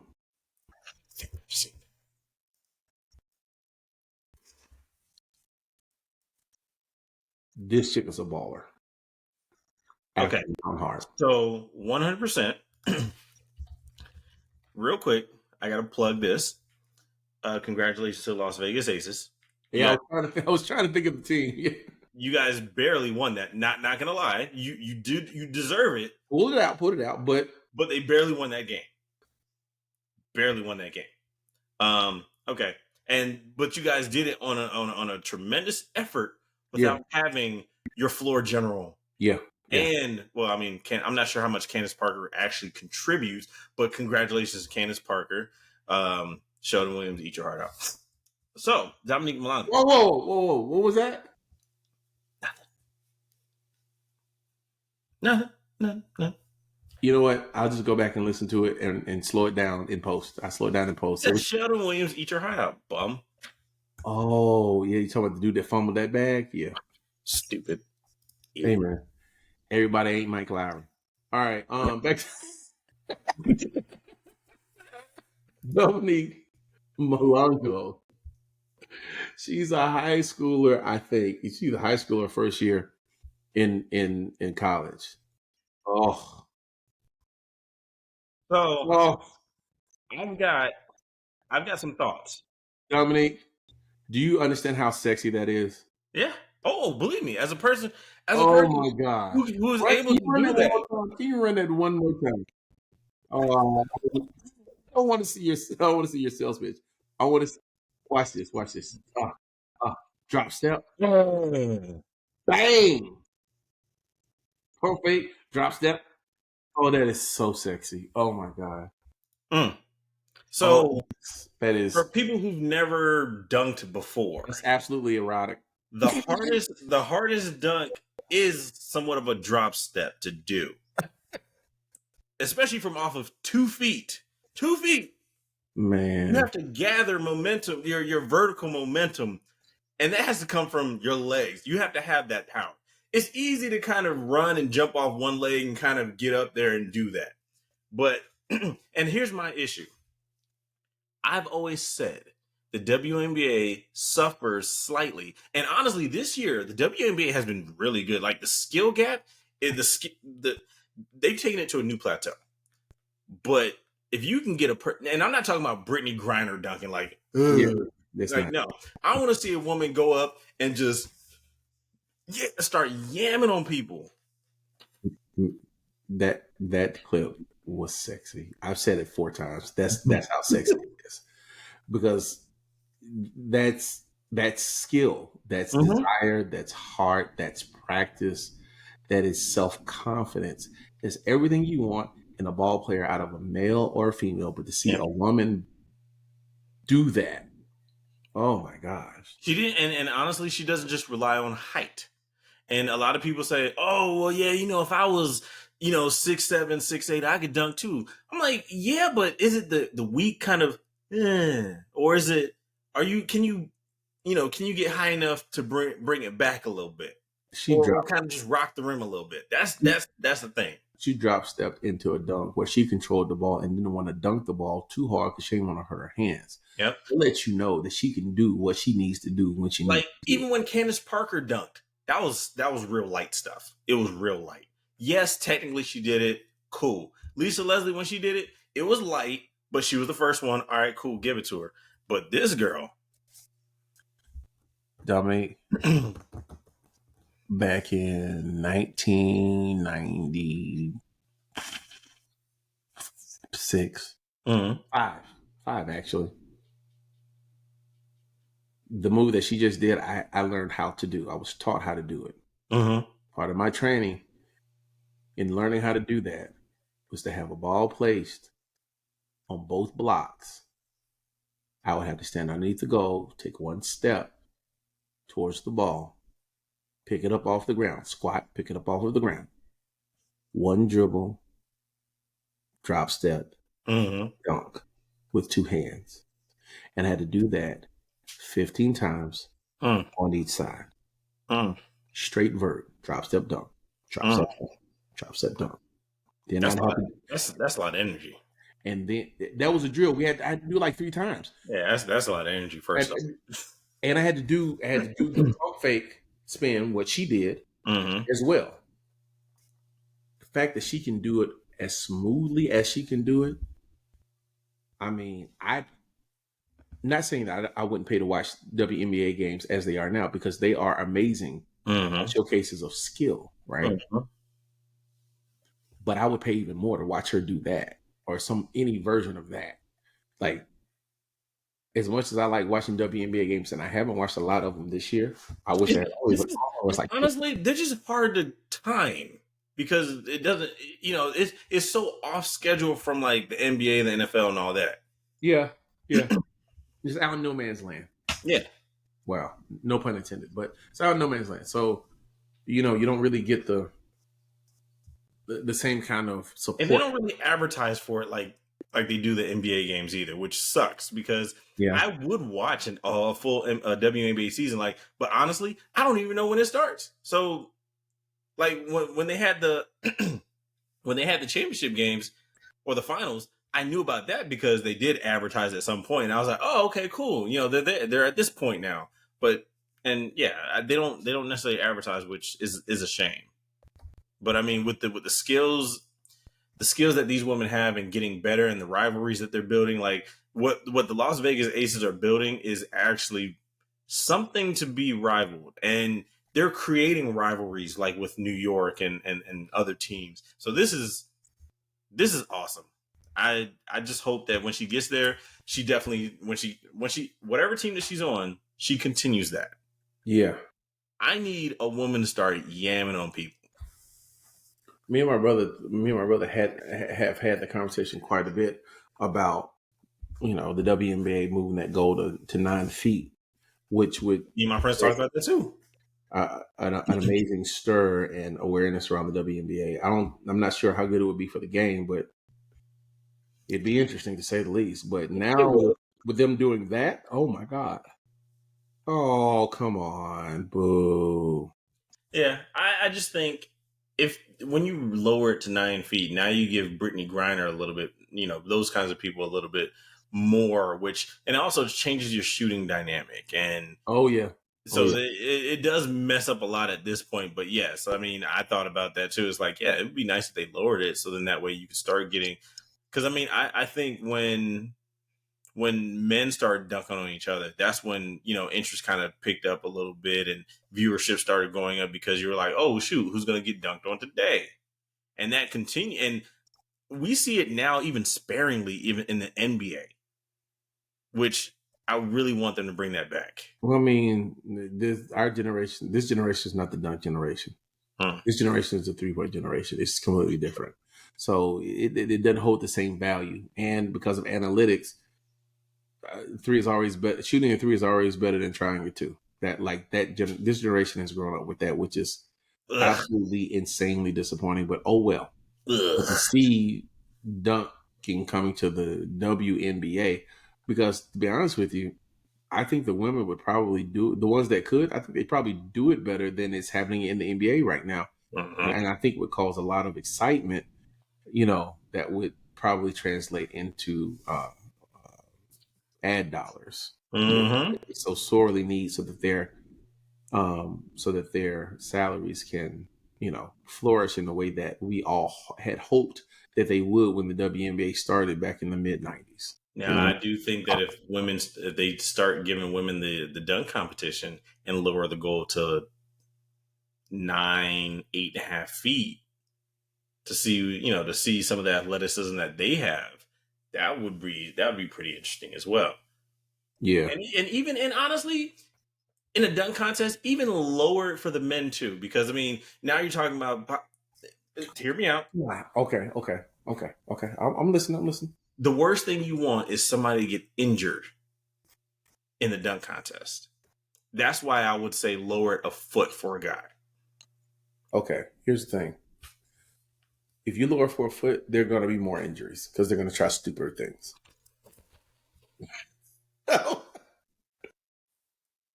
I've seen the 9-foot dunk contests. Have you seen them?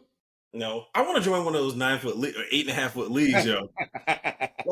I can already dunk on a 10-foot goal, and not like kind of just I can actually dunk it. But you put me in an 8.5, 9-foot league, oh man. Last time I played on a 9-foot goal, I broke the backboard. Yeah, put me in a 9-foot league. Oh man, that would right so many wrongs right now with my knees. No, how would it right wrongs? It would just give you more opportunity to ice your knees after you tried doing what you probably shouldn't have been trying to do to begin with. Nah, man, it takes less effort.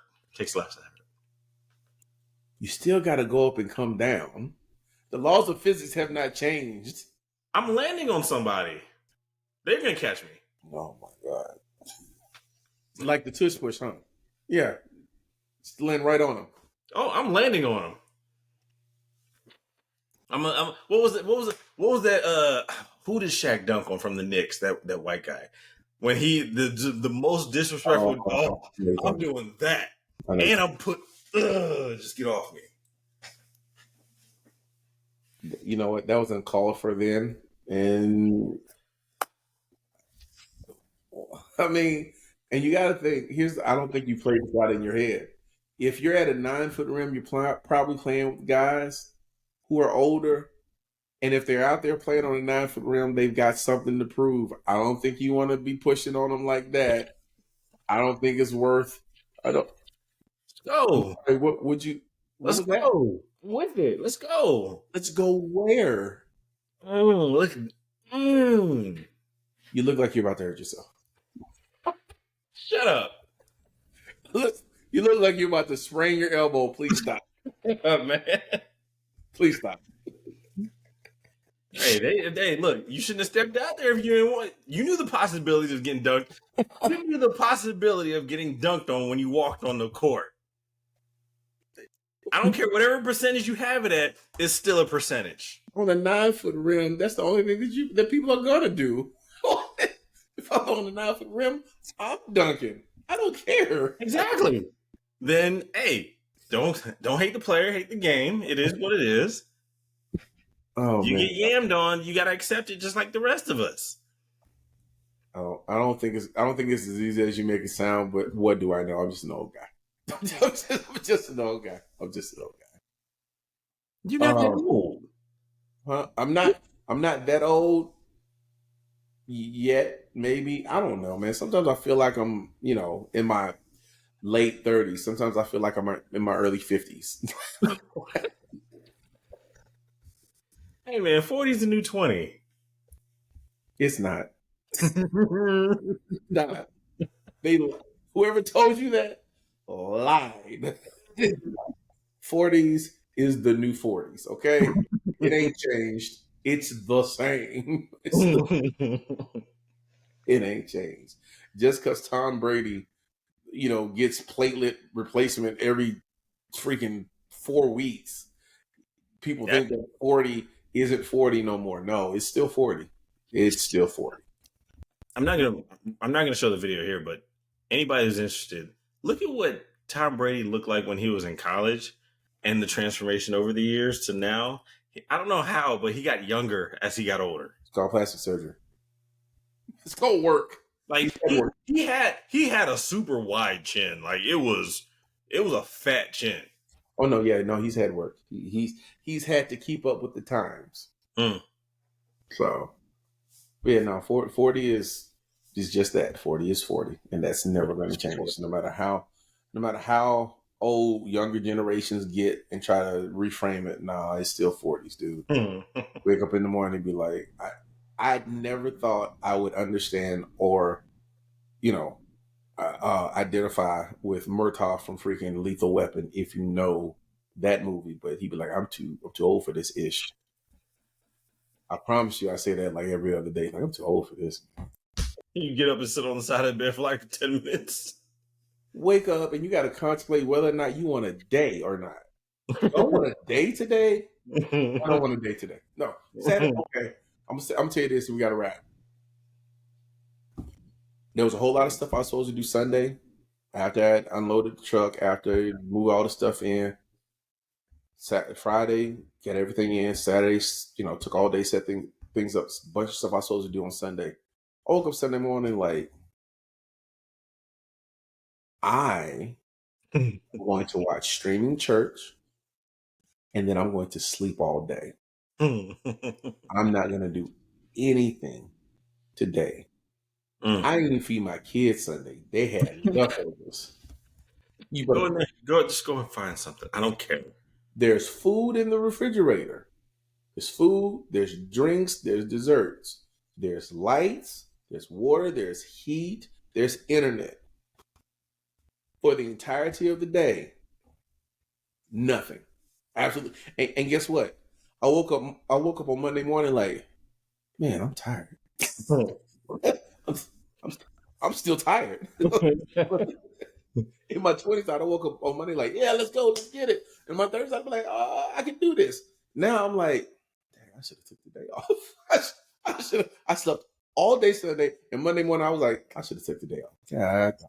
To speak to that, I've gotten to a point to where whenever I take vacation, like with this cruise, I think I need to schedule an extra day. Well, no, I plan it around Christmas, so I already have it. So it's like you need a couple days to come down to recover from the vacation before you go back to work. That's the adult thing to do. That's the only sensible thing to do. Yeah. I mean, you gonna come back from vacation and go to work like the next day? No. Look, I've made that mistake, and it's like, you know what? I should have took the day off because I am not all here. I've never thought about quitting more than the day I worked after the day I got back from vacation. Yeah.